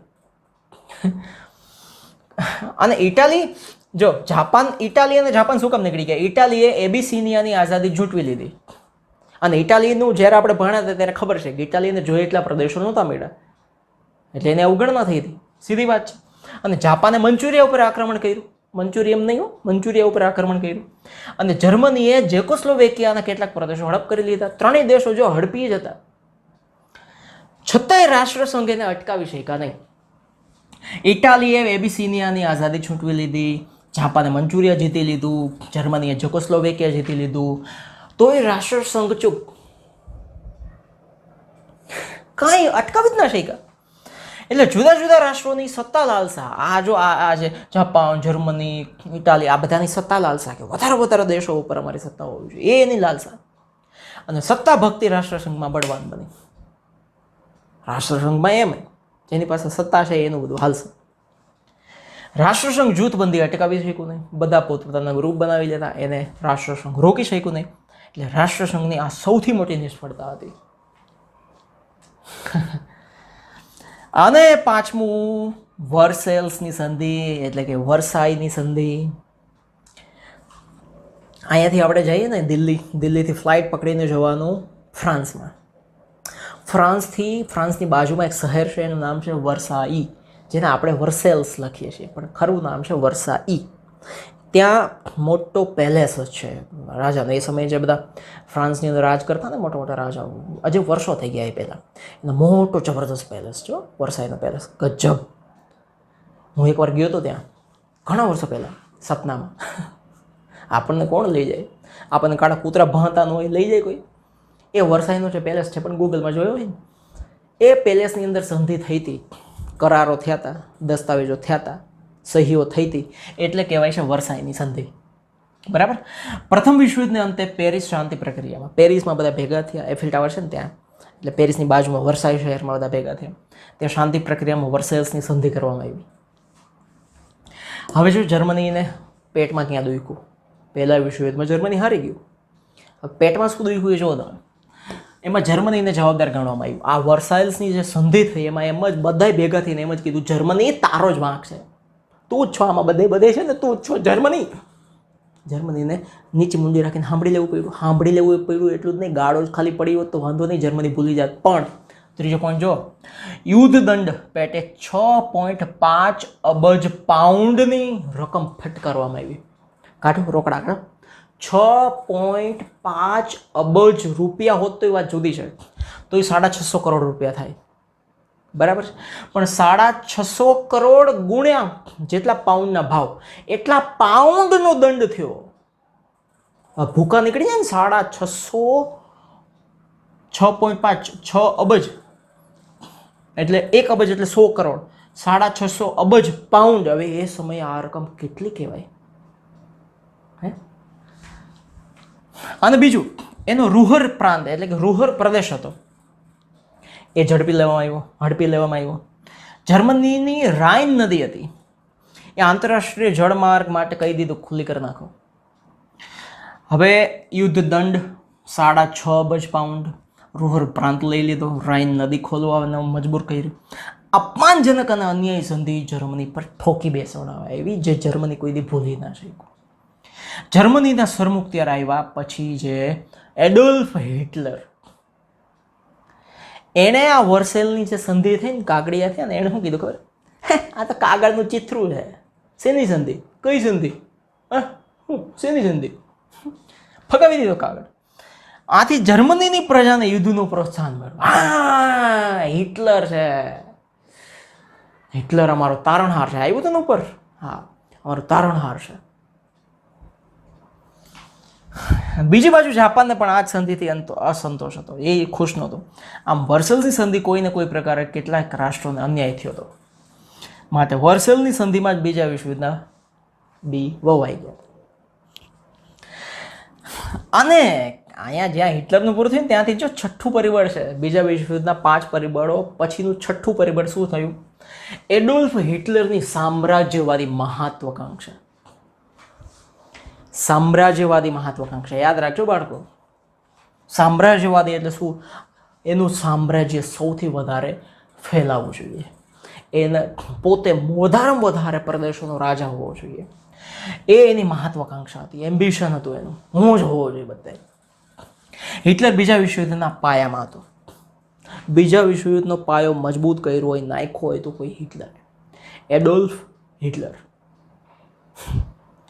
આવું કહેવાય છે, પણ હવે એક લોજિક અહીંયા એ છે કે હવે પહેલું વિશ્વયુદ્ધ પૂરું થયું અને જો બીજા વિશ્વયુદ્ધ લડવાની વાત જ નહોતી અને બધાએ શાંતિ રાખવી હતી, તો જર્મની ઉપર આટલો તમે આકરો દંડ દો સજા કરવી હોય તો સજા કરી શકાય, પછી ડામ ન દેવાય એને. ડામ દીધો તો પછી સામેવાળો ઉકળી જાય ને. હવે ચગાવ્યો હિટલરના આ લોકો. જર્મનીને માફ કરી દીધું હોત અથવા તો સામાન્ય દંડ આપીને સામાન્ય રીતે છુટકારો કરી દીધો હોત તો વાત જુદી હતી. ઉગ્ર રાષ્ટ્રવાદી હતો, સૈનિકવાદી માણસ ધરાવતો હતો. એના સૈનિકોનું બળ એની પાસે, એના સૈનિકોનું ઘમંડ બહુ હતું. મારી પાસે આટલો મોટો લશ્કર, હું કાંઈ પણ કરી શકું, ચંદ્ર ઉપર જઈને મારી ફોજ ઉતારી શકું. માટે તે કોઈ પણ હિસાબે જર્મનીની એકતા, સ્થિરતા અને સમૃદ્ધિ ચાહતો હતો. પણ જો આ વાક્યની અંદર જ બધું મહત્વનું છે. શું? માત્ર અને માત્ર એ જર્મનીની એકતા, કે આખું જર્મન એક હોવું જોઈએ, જર્મન સ્થિર હોવું જોઈએ, જર્મન સમૃદ્ધ હોવું જોઈએ. જોયું તમે? બીજા બધા દેશોને મારે મારી નાખવા પડે, દાટી દેવા પડે, હળગાવી દેવા પડે, કે ગમે તે કરવું પડે, કોઈ પણ હિસાબે જર્મની એકતા, સ્થિરતા અને સમૃદ્ધિ ચાહતું હોવું જોઈએ. હવે શું થયું? હિટલરનું સામ્રાજ્યવાદ પહેલું જ સૌથી પહેલાં શિકાર બન્યું ઓસ્ટ્રિયા. એની બાજુનો દેશ, એના ઉપર જ ચડાઈ કરી. ત્યાં જર્મન લોકો રહેતા હતા, એટલે એને એમ લાગ્યું કે જ્યાં જર્મન લોકો રહે એ પ્રદેશ આપણા બાપાનો હોવો જોઈએ. લઈ લીધો. લશ્કર તો હતું જ એની પાસે, તાકાત એવી હતી, ખુન્નસી માણસ હતો, કાચા માણસોને ચાબી જાય એવો હતો. હિટલરે જર્મન સેના સાથે ઓસ્ટ્રિયામાં પ્રવેશ કર્યો 12 માર્ચ 1938. ત્યારે બોર્ડર ઉપર જ હું ત્યાં બેઠેલો. પછી આ બધું લશ્કર આવતું જોઈને ભાઈ ગયો હું તરત. સારું ત્યાં પહોંચી ગયો તમને ભણાવું છું. પછી મ્યુનિચ સંમેલન, મ્યુનિચ નામના શહેરની અંદર સંમેલન થયું એક બધા દેશોનું ભેગું. એના બીજા જ દિવસે હિટલરે જેકોસ્લોવેકિયા ઉપર કબજો કરી લીધો 1 ઓક્ટોબર 1938. આગલા દિવસે જે સંમેલન થાય છે, બીજા દિવસે ચડાઈ કરીને જેકોસ્લાવિયાને કબજો કરી લીધો. થાય કરી લ્યો, ઉખાડી લ્યો, જાઓ લીધા રાખો લીંબા. પછી આવી માર્ચ 1939. લિથુઆનિયાના મેમેલ બંદર, મેમેલ નામનું બંદર એટલે કે પોર્ટ એટલે કે જ્યાં વહાણો આવતા હોય, એના ઉપર કબજો કરી લીધો હિટલરે. આમ વિશાળ જર્મન રાષ્ટ્રોનું તેણે સર્જન કર્યું. જર્મનીનો વિસ્તાર કરી દીધો. ઓસ્ટ્રેલિયાને જર્મનીમાં ભેળવી દીધું, ચેકોસ્લોવેકિયાને ભેળવી દીધું, લિથુઆનિયાના મેમેલ બંદરને ભેળવી દીધું. જર્મની વિસ્તાર થઈ ગયું. હિટલરની સામ્રાજ્યવાદી નીતિ દ્વિતીય વિશ્વયુદ્ધ માટે મુખ્ય જવાબદાર હતી. ખબર પડી? આ હિટલર. 7મું પરિબળ, જર્મનીનું પોલેન્ડ પર આક્રમણ, તાત્કાલિક પરિબળ. હવે આ 6 પરિબળ ભણ્યા ને તમે, કે જેને લીધે વિશ્વયુદ્ધ તરફ ગયું વિશ્વ ધીમે ધીમે. એનો મતલબ એમાં 6 પરિબળો એવા હતા કે જેણે દારૂ ગોળાનો જે દારૂ હોય ને એનો ઢગલો કરી દીધો. હવે બસ એક ચિનગારી મૂકો એટલે ભમ ફાટ ભડભડાટ ટપ. જો ઉપરયુક્ત એટલે કે ઉપરના તમામ પરિબળોએ સમગ્ર વિશ્વને દારૂ ગોળાના મોટા ઢગલા ઉપર લાવીને બેસાડી દીધું. હવે એક નાનકડી ચિનગારી કોઈ ભડકે, નાનકડું પરિબળ મોટો વિસ્ફોટ, ભયાનક વિસ્ફોટ કરી શકે એવી હતી. અને આ ચિનગારી ચાપવાનું કામ પણ કોણે શરૂ કર્યું? જર્મનીએ. શું કર્યું? પોલેન્ડ નામનો દેશ છે, હાવ શાંત દેશ છે, કોઈ વાંધો નથી. આજે પણ એ દેશ એવો જ છે, સરસ મજા આવે રહેવાની. પોલેન્ડ નામના દેશ ઉપર જર્મની આક્રમણ કર્યું 1 સપ્ટેમ્બર 1939ની વહેલી સવારે. પ્રભાતિયા ગાવાના હોય નરસિંહ મહેતાના, વૈષ્ણવજન તો તેને રે કહીએ. આણે પોલેન્ડ ઉપર આક્રમણ કર્યું 1 સપ્ટેમ્બર 1939. એનાથી શું થયું? દ્વિતીય વિશ્વયુદ્ધનો પ્રારંભ થઈ ગયો. બ્રિટન અને ફ્રાન્સે સીધું જર્મનીને વોટ્સઅપ કર્યું, ફોન કરીને કીધું ભાઈ શાંતિ રાખ, તું હખણું રે, બંધ કરી દે તાત્કાલિક. આ પોલેન્ડ ઉપર જે તમે આક્રમણ કર્યું છે ને તાત્કાલિક બંધ કરો. તમે મગજનું નસ ના ખેંચો. તમે ચેતવણી આપી દીધી. જર્મનીએ કહી દીધું શું છે, કોણ ફ્રાન્સ, કોણ બ્રિટન, ભૂકા કાઢ નાખી, નીકળો, આક્રમણ બંધ કરો, પૂછડે બંધ કરો. યુદ્ધનો દંડ કરવો તો ત્યારે તો 6.5 અબજ પાઉન્ડ સીધા ફટકારી દીધો. અમારી નદીઓ લઈ લીધી ને આ લઈ દીધું. હવે આક્રમણ બંધ કરવા આવ્યા છે, હખણારીઓ ને એને બેઠા રહ્યો, સામે ધમકી આપી દીધી. એટલે બ્રિટન અને ફ્રાન્સ કે તો ઊભા રહ્યો, અમે આવી છે, હવે તો લઈ લે લાડવું હતું, અમે પોલેન્ડની બાજુ ઊભા છીએ. એટલે જર્મનીની સામે બ્રિટન અને ફ્રાન્સે યુદ્ધમાં ઝંપલાવ્યું. અને સમગ્ર વિશ્વ દ્વિતીય મહાયુદ્ધની જ્વાળામાં ફસાઈ ગયું. આગ લાગી ગઈ, દારૂનો ઢેર ભડ ભડ ભડ ભડ ભડ હળગવા માંડ્યો. અને આવી રીતે બચ્ચા બીજા વિશ્વયુદ્ધની શરૂઆત થઈ ગઈ. હવે એની થોડીક રૂપરેખા સમજવા જેવી છે. કેવું હતું, એક જ પેરેગ્રાફની અંદર આખું વિશ્વયુદ્ધ આપણે જોઈ લેવાનું છે. અને કેવો બોમ્બ ફેંકાયો હતો ને એની શું અસર થઈ ને એ પણ હમણાં હું તમને વિડીયોમાં બતાવું, બરાબર? એટલે તમને ખબર પડે કે એ અણુબોમ્બ કેવો હતો જે ફેંકાયો હતો, જે હાલત થઈ ગઈ. દ્વિતીય વિશ્વયુદ્ધ શરૂ થતાં ફરીથી વિશ્વ બે જૂથમાં, બે ગ્રુપમાં વહેંચાઈ ગયું. એક બાજુ હતું ઇંગ્લેન્ડ અને ફ્રાન્સની, ઇંગ્લેન્ડ અને ફ્રાન્સ જેના લીડર હતા, આગેવાન હતા, એવા મિત્ર રાષ્ટ્રોનું જૂથ હતું, ગ્રુપ હતું. મિત્ર રાષ્ટ્રો ઇંગ્લેન્ડ અને ફ્રાન્સ એના મેઇન હતા. બીજી બાજુ જર્મની, ઇટાલી અને જાપાન, આ દેશોનું ધરી રાષ્ટ્રોનું જૂથ હતું, બરાબર? આ ઉપરાંત યુદ્ધખોર માણસ ધરાવતા બીજા કેટલાક પરિબળો એમાં પ્રવેશ્યા. જાપાને હવાઈ ટાપુઓમાં, અમેરિકાની બાજુમાં આવે હવાઈના ટાપુઓ, ત્યાં એક પર્લ હાર્બર નામનું મોટું જબરદસ્ત બંદર છે. આના ઉપરથી હોલિવૂડમાં એક મૂવી બન્યું છે, જોવા જેવું છે, પર્લ હાર્બર. આ જાપાને હવાઈ ટાપુઓના પર્લ હાર્બર નામના બંદર ઉપર ત્યાં અમેરિકાનું નૌકાદળ હતું, એટલે કે અમેરિકાની નૌકા સેના હતી, નેવી હતી, જે દરિયામાં યુદ્ધ લડતી હોય એના ઉપર જાપાને આક્રમણ કર્યું અને પર્લ હાર્બરનું ઢીમ ઢાળી દીધું. બંદરને આખું તહેસ નહેસ કરી નાખ્યું. અમેરિકાના નૌકાદળને ભૂખા બોલાવી દીધા. આ નૌકાદળ ઉપરનો હુમલો કોની સાથે લિંક કરે છે ખબર છે? જ્યારે અમેરિકાની અંદર મિટિંગ થઈ હતી ત્યારે જાપાનને ચેતવણી આપી હતી 35%થી વધારે નૌકાદળ વધારવું નહીં, ત્યારે જાપાન ખુન્નસ થઈ ગયું હતું. એની આગ અહીંયા લઈ ગઈ અને ત્યાં હુમલો કર્યો. હવે અમેરિકા ના તો મિત્ર રાષ્ટ્રોમાં હતું, ના તો ધરી રાષ્ટ્રોમાં હતું. અમેરિકા બેમાંથી એકય બાજુએ નહોતું.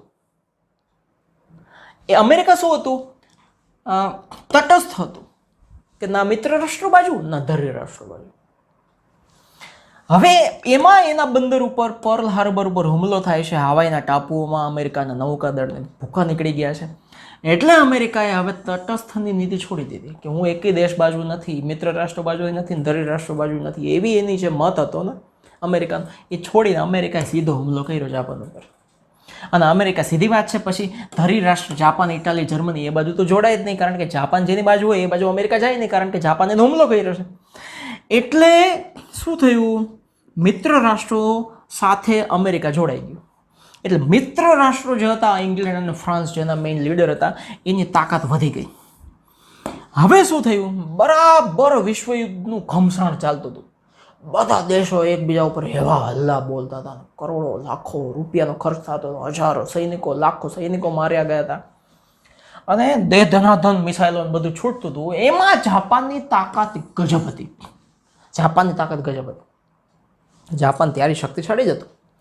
એની તાકાતને રોકવા માટે અમેરિકા પાસે કોઈ વિકલ્પ નહોતો. જો અમેરિકાએ આ પગલું ના ઉઠાવ્યું હોત, આજે અમેરિકા હોત કે નહીં એ એક પ્રશ્ન થઈ જાત. અમેરિકાએ જાપાનના હિરોશીમા નામનું શહેર, નાગાસાકી નામનું શહેર, બે શહેર જાપાનના મુખ્ય શહેર, હિરોશીમા અને નાગાસાકી, આ બે શહેરો ઉપર અણુબોમ્બ ફેંક્યા અને જાપાનના 1,24,000થી વધુ નાગરિકોનો ખાત્મો થઈ ગયો, ભોગ લેવાઈ ગયો, મહાવિનાશ સર્જાઈ ગયો અને સીધું જાપાન પાણી બેસી ગયું, સરેન્ડર થઈ ગયું. અમારે યુદ્ધ નથી કરવું, મૂકી દઉં બસ. અને એની સાથે જ વિશ્વયુદ્ધ પૂરું થઈ ગયું. જાપાને શરણાગતિ સ્વીકારી 11 ઓગસ્ટ 1945 અને દ્વિતીય મહાવિશ્વયુદ્ધનો અંત આવ્યો. હવે તમે જો અણુબોમ્બ કેવી રીતે ફેંકાયો હતો અને શું થયું હતું. જો આ જે વિડીયો છે ને એ પહેલાં હું તમને એ બતાવું છું કે જાપાને જે પર્લ હાર્બર ઉપર હુમલો કર્યો ને એનું આ એ સમયનું રિયલ તો નથી, પણ આ એક જે કંઈ પણ મૂવી કે કંઈ પણ બન્યું હોય તો આપણને અંદાજો આવે કે કેવો હુમલો હતો એ સમયનો. એ હુમલો છે.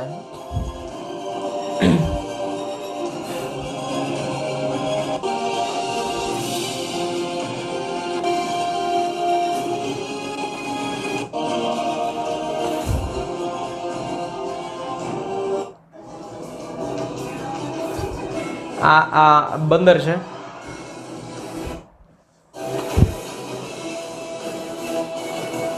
આ જાપાનના પ્લેનો જાય છે હુમલો કરવા માટે અમેરિકાના પર્લ હાર્બર ઉપર.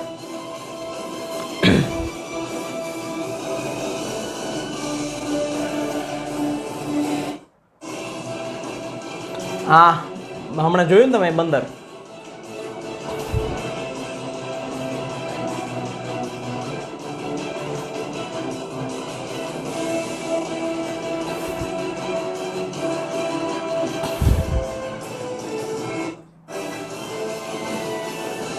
જો આ લોકોને ખબર નથી કે આવી રીતે હુમલો થશે.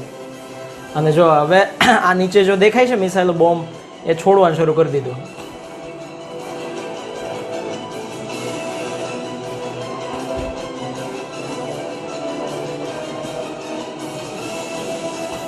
આ જાપાનના પ્લેનમાં જે ગોલ્ડ રાઉન્ડ છે ને એનો દેશનો ઝંડામાં છે.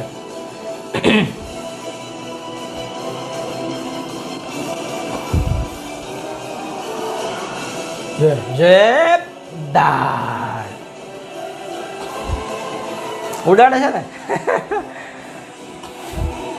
હુકા બોલાવી દીધા પર્લ હાર્બર ની, તો હાલત ખરાબ કરી દીધી આ લોકોએ.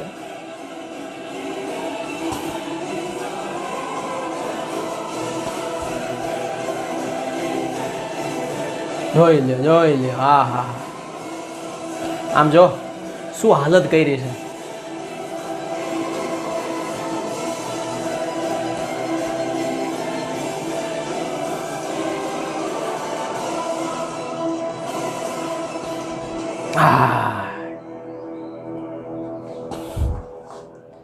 આ પર્લ હાર્બર ઉપરનો હુમલો મેં તમને બતાવ્યો. હવે આને લીધે અમેરિકા ચડાઈ ગયું અને મિત્ર રાષ્ટ્રો ભેગું જોડાઈ ગયું. અને પછી કીધું કે હવે તમે જુઓ શું કરીએ છીએ અમે. અને એણે જે હિરોશીમા નાગાસાકી ઉપર હુમલો કર્યો, જે અણુબોમ્બ ફેંકા, એ તમને બતાવું. જો આ અમેરિકન પ્લેન નથી, આ જે છે ને આ અણુબોમ્બ છે, આ આકારનો અણુબોમ્બ છે, જોયો તમે? હા, એ ફેંકી દીધો નીચે. પછી આ જાપાન છે, આ અણુબોમ્બ સીધો નીચે જાય છે, જોયો તમે? એકદમ નીચે જ. આ અંદરની આખી પ્રક્રિયા, અણુબોમ્બના અંદરની પ્રક્રિયા થઈ આ બધી. અને આ જો ફૂટવાની આખી ક્રિયા, જો ફૂટો, જો ધોવાડા છે ખતરનાક. લઈ લીધું આખું જાપાન, ભૂકા કાઢી નાખ્યા. આ જો આ કેવી ઇફેક્ટ થઈ. આ અમેરિકાનો બદલો. આ બોમ્બ ફેંકાયા અને બીજા વિશ્વયુદ્ધનો અંત આવી ગયો.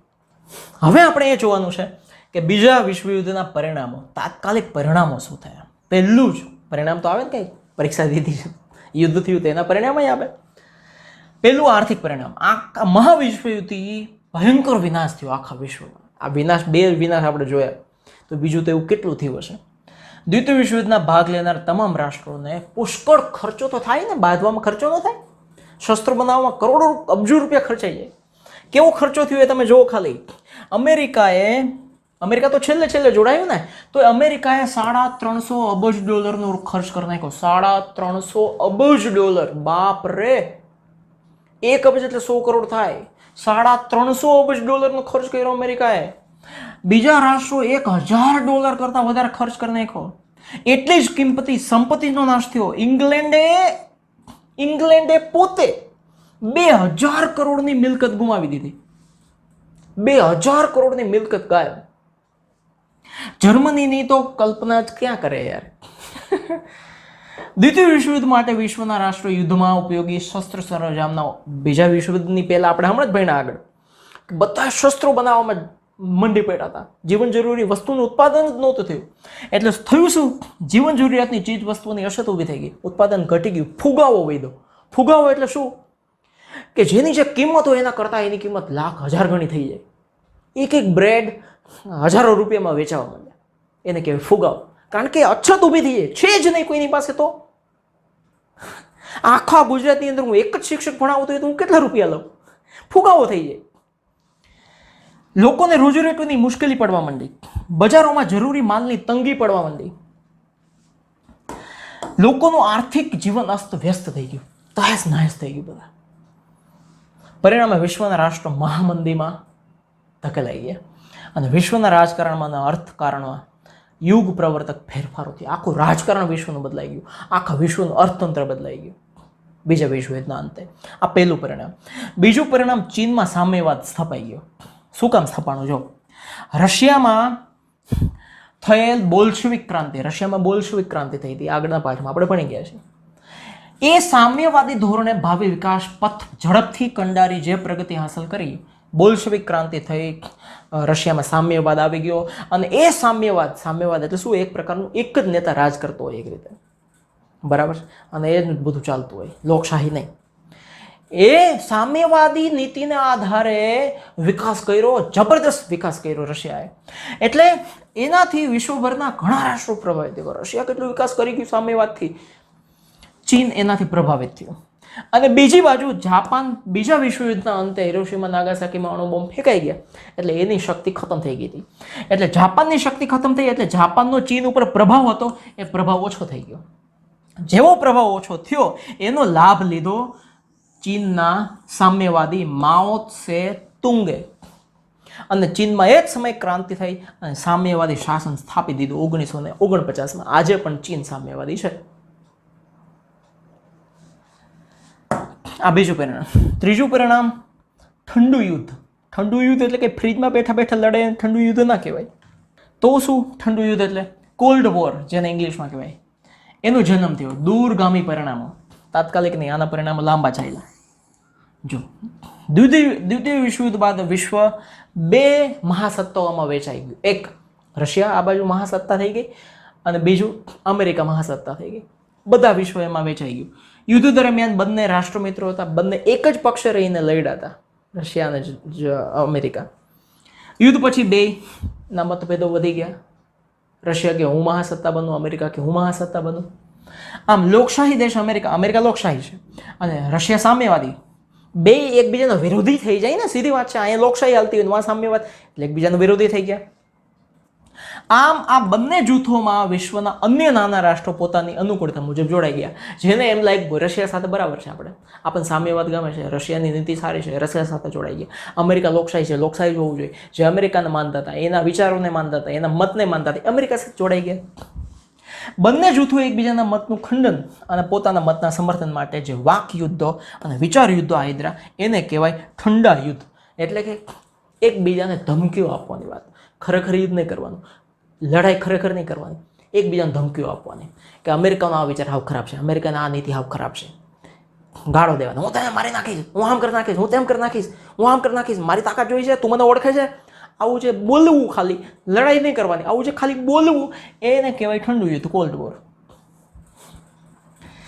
એ વિચાર યુદ્ધ શરૂ થઈ ગયું અને શસ્ત્ર વગરના ઠંડા યુદ્ધની સ્થિતિનું સર્જન થઈ ગયું. આ ઠંડુ યુદ્ધ એવું હતું કે ત્રીજું વિશ્વયુદ્ધ ઘણીવાર થવાની તૈયારી થઈ ગઈ હતી પણ ન થયું, ભગવાનને કરવું ના થયું. તો આ ત્રણ પરિણામો છે. કયા કયા? એક,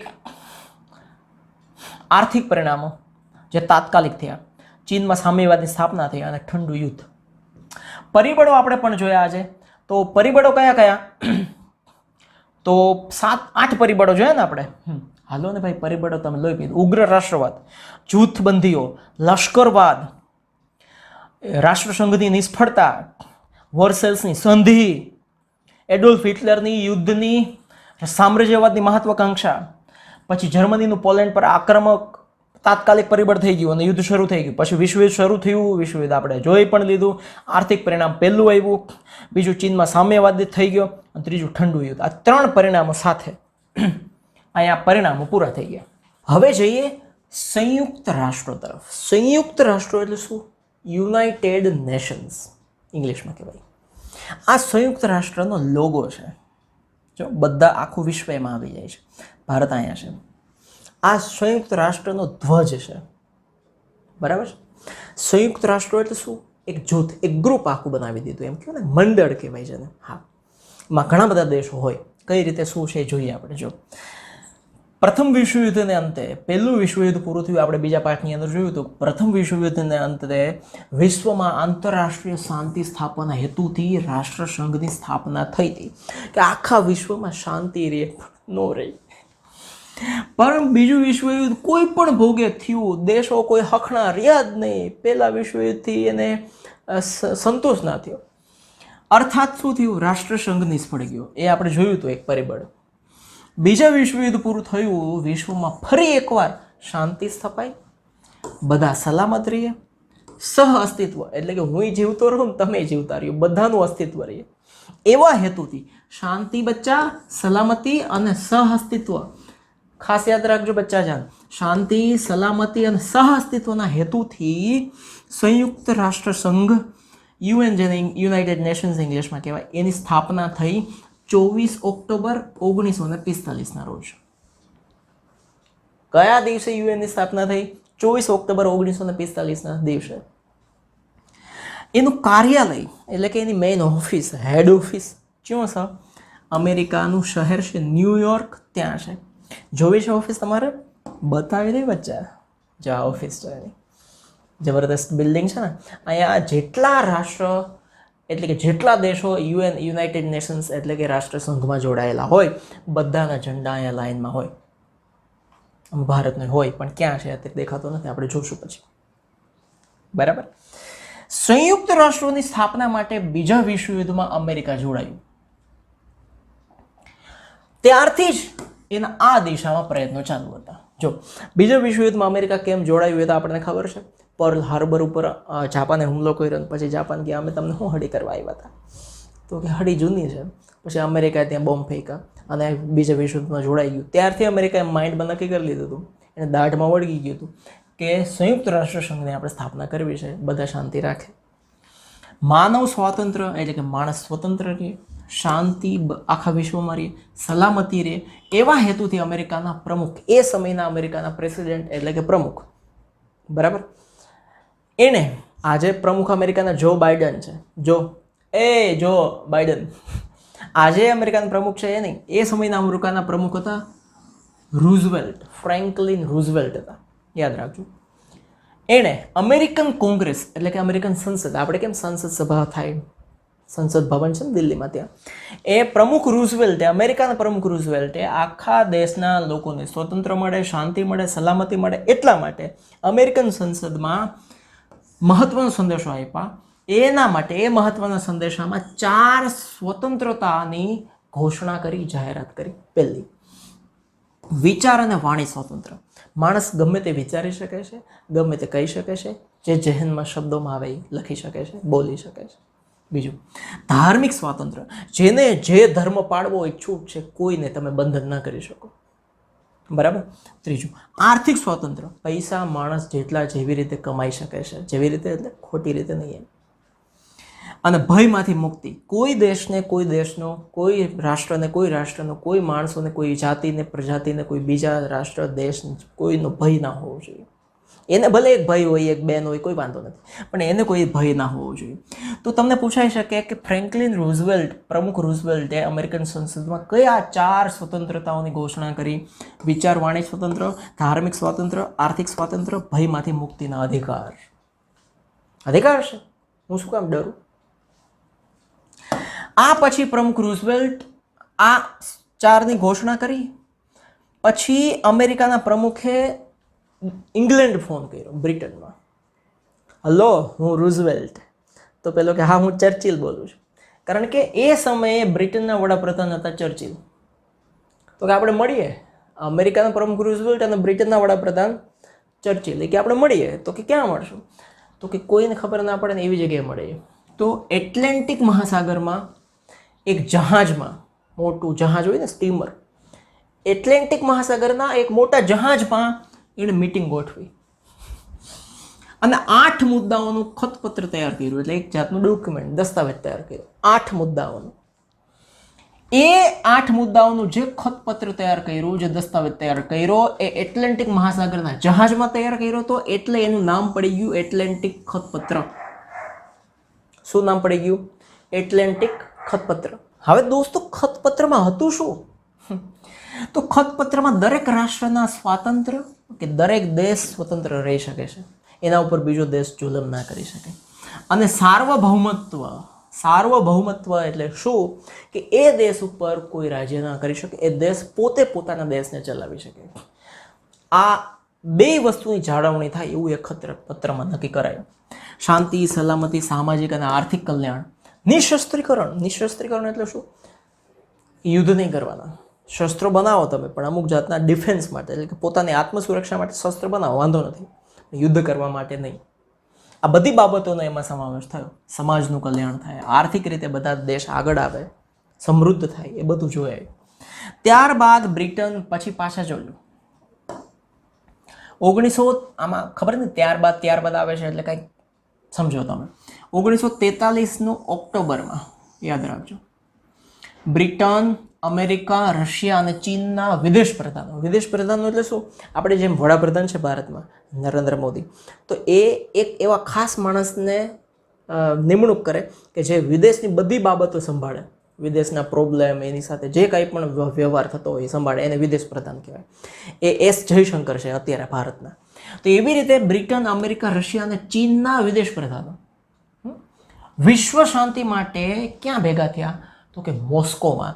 મોસ્કો છે એ રશિયાનું રાજધાની છે, કેપિટલ સિટી છે, ત્યાં ભેગા થયા 1943 ઓક્ટોબરમાં. બરાબર? જે મોસ્કો જાહેરાત નામે જાણીતું થઈ ગયું. આ બ્રિટન, અમેરિકા, રશિયા અને ચીનના વડાપ્રધાનો મોસ્કોમાં ભેગા થયા અને એને વિશ્વની શાંતિ માટે જે ચર્ચા કરી એ ચર્ચાને નામ અપાયું મોસ્કો જાહેરાત, જેને ઇંગ્લિશમાં કહેવાય મોસ્કો ડિક્લેરેશન. બરાબર સમજો છો તમે? મોસ્કો ડિક્લેરેશન શું છે? તો કે અમેરિકા, રશિયા, ચીન અને બ્રિટન, એ ચારના વિદેશ પ્રધાન જ્યાં ભેગા થયા મોસ્કોમાં અને જે ચર્ચા કરી એ મોસ્કો ડિક્લેરેશન, મોસ્કો જાહેરાત તરીકે જાણીતી થઈ. 1943માં નવેમ્બર મહિનામાં તહેરાનમાં 3 માંધાતાઓની પરિષદ મળી. 3 માંધાતાઓ. કયા 3 માંધાતાઓ એ આપણી ટેક્સ્ટબુકમાં ક્યાંય આપ્યું નથી. વોશિંગ્ટન ખાતે, વોશિંગ્ટન અમેરિકાનું સિટી છે, વોશિંગ્ટન DC, ત્યાં 50 રાષ્ટ્રોના પ્રતિનિધિ ભેગા થયા. 50 અલગ અલગ દેશના. ભારતમાંથી કોઈ એક માણસ જાય તો ભારતનો પ્રતિનિધિ કહેવાય. એવા 50 રાષ્ટ્રના પ્રતિનિધિ ભેગા થયા અને સંયુક્ત રાષ્ટ્રનું ખતપત્ર એટલે કે દસ્તાવેજ તૈયાર કર્યો 1944 સપ્ટેમ્બર મહિનામાં. બરાબર?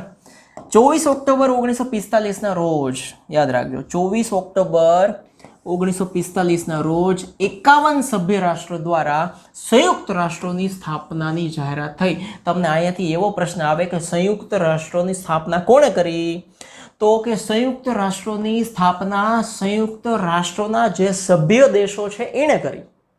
51 સભ્ય દેશો થયા ભેગા અને સંયુક્ત રાષ્ટ્રની સ્થાપના કરી. કયા દિવસે કરી? 24 ઓક્ટોબર 1945ના રોજ. બરાબર? આ 51 સભ્ય રાષ્ટ્રમાં ભારતનો પણ સમાવેશ થઈ ગયો. એટલા માટે 24 ઓક્ટોબર 1945 ત્યારથી શરૂ કરીને આજ સુધી 24 ઓક્ટોબર 1945નો દિવસ હતો, એટલે 45નું વર્ષ તો જતું રહે પણ દિવસ તો દર વર્ષે આવે. 24 ઓક્ટોબરનો દિવસ UN દિવસ એટલે કે યુનાઇટેડ નેશન્સ ડે તરીકે આખા વિશ્વભરમાં ઉજવવામાં આવે છે. એટલે તે દિવસે શું કરતા હશે તો ભગવાન જાણે. કે આજે આપણે બધા ભેગા થયા હતા ને શાંતિ કરતા હતા, પણ હજી અશાંતિ છે, કબજિયાત હજી રહે છે, તો તમે કાયમ ચૂર્ણ લ્યો. તો કયા દિવસની UN દિવસ તરીકે ઉજવાય છે પૂછે? 24 ઓક્ટોબરનો દિવસ. શું કામે? તો એ દિવસે સ્થાપના થઈ હતી UNની, યુનાઇટેડ નેશન્સની સંયુક્ત રાષ્ટ્રોની. આજે સંયુક્ત રાષ્ટ્રોમાં કેટલા રાષ્ટ્રો સભ્ય તરીકે છે? એટલે કે આજે સંયુક્ત રાષ્ટ્રોમાં કેટલા દેશો સભ્ય તરીકે છે? 103. આજે પણ તમને ગૂગલ કરશો તો આજે 2021માં પણ 193 દેશ યુનાઇટેડ નેશન્સના સભ્યો છે. હવે જોવાનું છે આપણે બચ્ચા સંયુક્ત રાષ્ટ્રોના અંગો. સમજી લો કે સંયુક્ત રાષ્ટ્ર એક આખું શરીર છે, તો શરીરના જુદા જુદા અંગો જોવાના છે. કેટલા છે? સંયુક્ત રાષ્ટ્રોએ તેના ઉદ્દેશ તો હોય ને, કંઈક ઉદ્દેશ એટલે શું? એનો કંઈક એમ, કંઈક ધ્યેય તો હોય ને. એ ધ્યેય સિદ્ધ કરવા માટે જે તંત્ર ગોઠવું, મેનેજમેન્ટ ગોઠવવું પડે ને આખું, આમ કરશું અને પછી આ કરશું, આ કામ આ સંભાળશે, આ કામ આ સંભાળશે. તંત્ર ગોઠવું એના 6 અંગ છે. કેટલા? અથવા સીધો પ્રશ્ન પૂછાય કે સંયુક્ત રાષ્ટ્રના કેટલા અંગો છે? 1 માર્કમાં 6 અંગો છે. પહેલું, એની સામાન્ય સભા. આ બધા શું છે એ હમણાં ડિટેલમાં જોવાના છે. સલામતી સમિતિ, આર્થિક અને સામાજિક સમિતિ, વાલી સમિતિ, આંતરરાષ્ટ્રીય અદાલત અને સચિવાલય. સામાન્ય સભા, સલામતી સમિતિ, આર્થિક સામાજિક સમિતિ, વાલી સમિતિ, આંતરરાષ્ટ્રીય અદાલત અને સચિવાલય. આ 6 અંગ છે. આ 6 અંગથી અલગ અલગ રીતે સંયુક્ત રાષ્ટ્રો કામ કરે છે. નાક કા નાક, ગળું વગેરે વગેરે જે અલગ અલગ કામ કરે છે ને એવી રીતના આનાય કામ છે. આ અંગો જેટલા 6 છે એ પૈકી આંતરરાષ્ટ્રીય જે અદાલત છે 5મું, એ નેધરલેન્ડ દેશ છે. એ નેધરલેન્ડનું એક શહેર છે જેનું નામ છે હેગ. ઉચ્ચારવામાં ખાસ યાદ રાખવું, હેગ. એ ત્યાં આવેલી છે. 1 માર્કમાં ઘણી વાર પૂછાય છે કે આંતરરાષ્ટ્રીય અદાલત ક્યાં આવેલી છે, તો કે નેધરલેન્ડના હેગ શહેરમાં. એ એક જ આંતરરાષ્ટ્રીય અદાલત એક જ નેધરલેન્ડના હેગ શહેરમાં છે. બાકીની સામાન્ય સભા, સલામતીની સમિતિ, આર્થિક સામાજિક સમિતિ, વાલી સમિતિ અને સચિવાલય એ બધી સમિતિ અને સચિવાલયની મુખ્ય કચેરીઓ એટલે કે મુખ્ય ઓફિસ અમેરિકાના ન્યૂયોર્ક શહેરમાં છે. અહીં લખવા થોડી ભૂલ થઈ છે. ન્યૂયોર્ક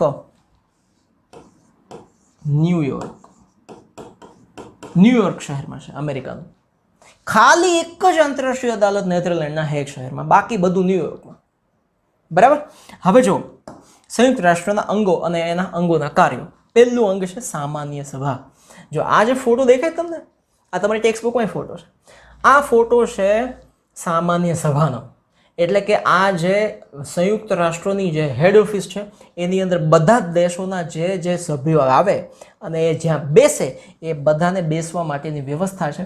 અહીંયા એના મેઇન પ્રેસિડેન્ટ બેઠા હોય અને ચર્ચાઓ થતી હોય. 193 દેશ છે. હવે તમે સમજો થોડુંક જનરલ નોલેજ. 193 દેશ છે, બધાની ભાષાઓ અલગ અલગ હોય. હવે અહીંથી ધારો કે ભારતમાંથી કોઈ જાય અને એ હિન્દીમાં દબદબાવે તો બાકીના બધા જે છે એને ખબર પડે હિન્દીમાં. તો અહીંયા ટ્રાન્સલેશનના મશીન એટલે માણસો રાખેલા હોય. અહીંયા જેવું હિન્દી બોલાતું હોય ફટાફટ એનું અલગ અલગ ભાષાઓમાં ભાષાંતર થાય અને બીજા દેશના જે બેઠા હોય એને હેડફોન પહેરેલા હોય એને એની ભાષામાં અથવા તો પસંદ કરે તો ઇંગ્લિશમાં એને સંભળાય. એ કામ છે. બહુ જબરદસ્ત હોય. આ તો જવા જેવું ખરું એકવાર. કરિયરે આપણે ડૉક્ટર, એન્જિનિયરના અંતે એમાંથી બહાર આવીએ તો આવી જગ્યાએ કંઈક રસ્તો મળે ને કે ત્યાં જઈ શકાય છે. સંયુક્ત રાષ્ટ્રોનું સૌથી મોટું અંગ છે સામાન્ય સભા. તમને પૂછાઈ શકે કે સંયુક્ત રાષ્ટ્રોનું સૌથી મોટું અંગ શું, તો કે સામાન્ય સભા. એ બધા સભ્ય રાષ્ટ્રોના પ્રતિનિધિઓની બનેલી હોય છે. સામાન્ય સભામાં કોણ હોય, તો કે બધા જ દેશના એક પ્રતિનિધિ હોય. જરૂરી નથી એક વધારે પણ મોકલી શકે. એ બધા પ્રતિનિધિઓ ભેગા થાય એને કહેવાય સામાન્ય સભા. એમાં દરેક રાષ્ટ્રમાં વધુમાં વધુ 5 પ્રતિનિધિ મોકલી શકે. કેટલા? 5. ભારતમાંથી 5 જણાને આપણે એમાં મોકલી શકીએ. પણ મતદાન થાય, કોઈ વસ્તુ ઉપર મતદાન થાય કે ભાઈ આ નિર્ણય લેવાયો છે કે એમાં બધા દેશોની બહુમતી છે કે નહીં. એમાં જ્યારે મતદાન થાય ત્યારે એક દેશનો એક જ મત આવે. પ્રતિનિધિ 5 હોય પણ મત એક દેશનો એક જ મત. બરાબર. તો હવે જો અહીંયા આંતરરાષ્ટ્રીય સંબંધોને હવે કેવા પ્રોબ્લેમ આવે તો સોલ્યુશન શું થાય છે. આંતરરાષ્ટ્રીય સંબંધોને લગતી કોઈ પણ બાબત પર ચર્ચા, એક દેશના બીજા દેશ સાથે, બીજા દેશના ત્રીજા દેશ સાથે જે સંબંધો હોય એ ક્યારેક સુધરે, ક્યારેક ખરાબ થાય, ક્યારેક ઝઘડો થાય, ત્યારે એ જે ઝઘડા થાય છે એના બાબતે ચર્ચા કરવાની, એમાં સલાહ આપવાની, એમાં સૂચનો આપવાના, એમાં ભલામણો કરવાની, આ બધી જ વસ્તુઓ સામાન્ય સભામાં થાય. કે ભાઈ તમે સમજીને બેહો, નાના દેશ છો તમે, ઉલડી જાઓ, ખાવાના ફાંફા થઈ જાય, સલાહ સૂચનો બધી થતી હોય. પહેલું થઈ ગયું. બીજું કામ જો મહામંત્રી દર વર્ષે જે અંદાજપત્ર રજૂ કરે, મહામંત્રી સામાન્ય સભાના હોય કે જે સામાન્ય સભાના દેશો હોય એ જ નક્કી કરે કે કોણ મહામંત્રી બનશે. એમાંય પાછું મતદાન થાય. એ મહામંત્રી દર વર્ષે અંદાજપત્ર રજૂ કરે, એ મંજૂર કરવાનું, એ સામાન્ય સભા મંજૂર કરે. અને અંદાજપત્ર એટલે શું? બજેટ, જેને આપણે ઇંગ્લિશમાં કહીએ બજેટ, કે ભાઈ આટલો આટલો ખર્ચો થશે ને આટલું આટલું આ વર્ષે થશે. એ અંદાજપત્રને મંજૂર કોણ કરે? સામાન્ય સભા. અને એના ખર્ચના રકમની ફાળવણી પણ કોણ કરે? સામાન્ય સભા. ખર્ચો થશે તો પૈસા જોશે ને, આટલા કરોડો અબજો રૂપિયા. થઈ ગયું. ત્રીજું, રાષ્ટ્રોના આર્થિક વિકાસ. અલગ અલગ દેશ છે એ આર્થિક રીતે સમૃદ્ધ બને, પૈસાદાર બને, આગળ વધે. માનવી અધિકાર, એ દેશના બધા જ માણસોને એના સામાન્ય બધા અધિકાર મળવા જોઈએ. શસ્ત્રીકરણ કે સાંપ્રત આંતરરાષ્ટ્રીય શસ્ત્રીકરણ એટલે શું? કે કેવા કેવા શસ્ત્રોનું ઉત્પાદન થવા જોઈએ, ના થવા જોઈએ, એમાં પણ મંજૂરી આ સંયુક્ત રાષ્ટ્રો આપે પછી થાય. બધા અણુબોમ્બ નથી બનાવી શકતા. અને સાંપ્રત આંતરરાષ્ટ્રીય પ્રશ્નો, સાંપ્રત એટલે કે અત્યારના હાલના આંતરરાષ્ટ્રીય જેટલા પ્રશ્નો હોય એનું નિરાકરણ લાવવાના પ્રયાસ કરે સામાન્ય સભા. અને ચોથું સામાન્ય સભા શું કરે? સામાન્ય બાબતોમાં નિર્ણય 2/3 સભ્યોની બહુમતીથી થાય. એટલે કે 193 દેશ છે, સમજો તમે, બરાબર? 193 દેશના તમે ભાગ પાડો તો કેટલા થાય? 3 ભાગ પાડવાના છે. તો સમજો ને, લમસમ 65 કે 66 થાય. તો 2/3 તો 66 ગુણ્યા પાછા 2 કરો, બરાબર? તો 130 જેવું થાય. 130, 32, 33 આટલા સભ્યોની બહુમતી હોય તો કોઈ પણ વસ્તુ પાસ થાય, નિર્ણય પાસ થાય, એ નિર્ણય ઉપર બધાની સહમત કહેવાય. 2/3 સમજી ગયા તમે? તો આ જે છે એ સામાન્ય સભાના કામ છે બધા, કે 5 સભ્યો વધારે મોકલી શકે, એક દેશનો એક જ મત, ચર્ચા, સલાહ, સૂચન, બધું ભલામણો થાય, અંદાજપત્ર રજૂ કરે મહામંત્રી, એના ખર્ચની ફાળવણી કરવાની, આર્થિક વિકાસ, માનવ અધિકાર, સશસ્ત્રીકરણ, એ બધું જોવાનું, અને 2/3 બહુમતીથી બધા નિર્ણયો લેવાય. હવે બીજું છે સલામતી સમિતિ છે. આની ઓફિસ ન્યુયોર્કમાં છે. સંયુક્ત રાષ્ટ્રનું સૌથી મહત્વનું અંગ છે, સૌથી મોટું અંગ સામાન્ય સભા, સૌથી મહત્વનું અંગ સલામતી સમિતિ. આ જે સલામતી સમિતિ છે એમાં 5 કાયમી સભ્યો છે. કેટલા? 5. કયા કયા? અમેરિકા, બ્રિટન, ફ્રાન્સ, રશિયા અને ચીન.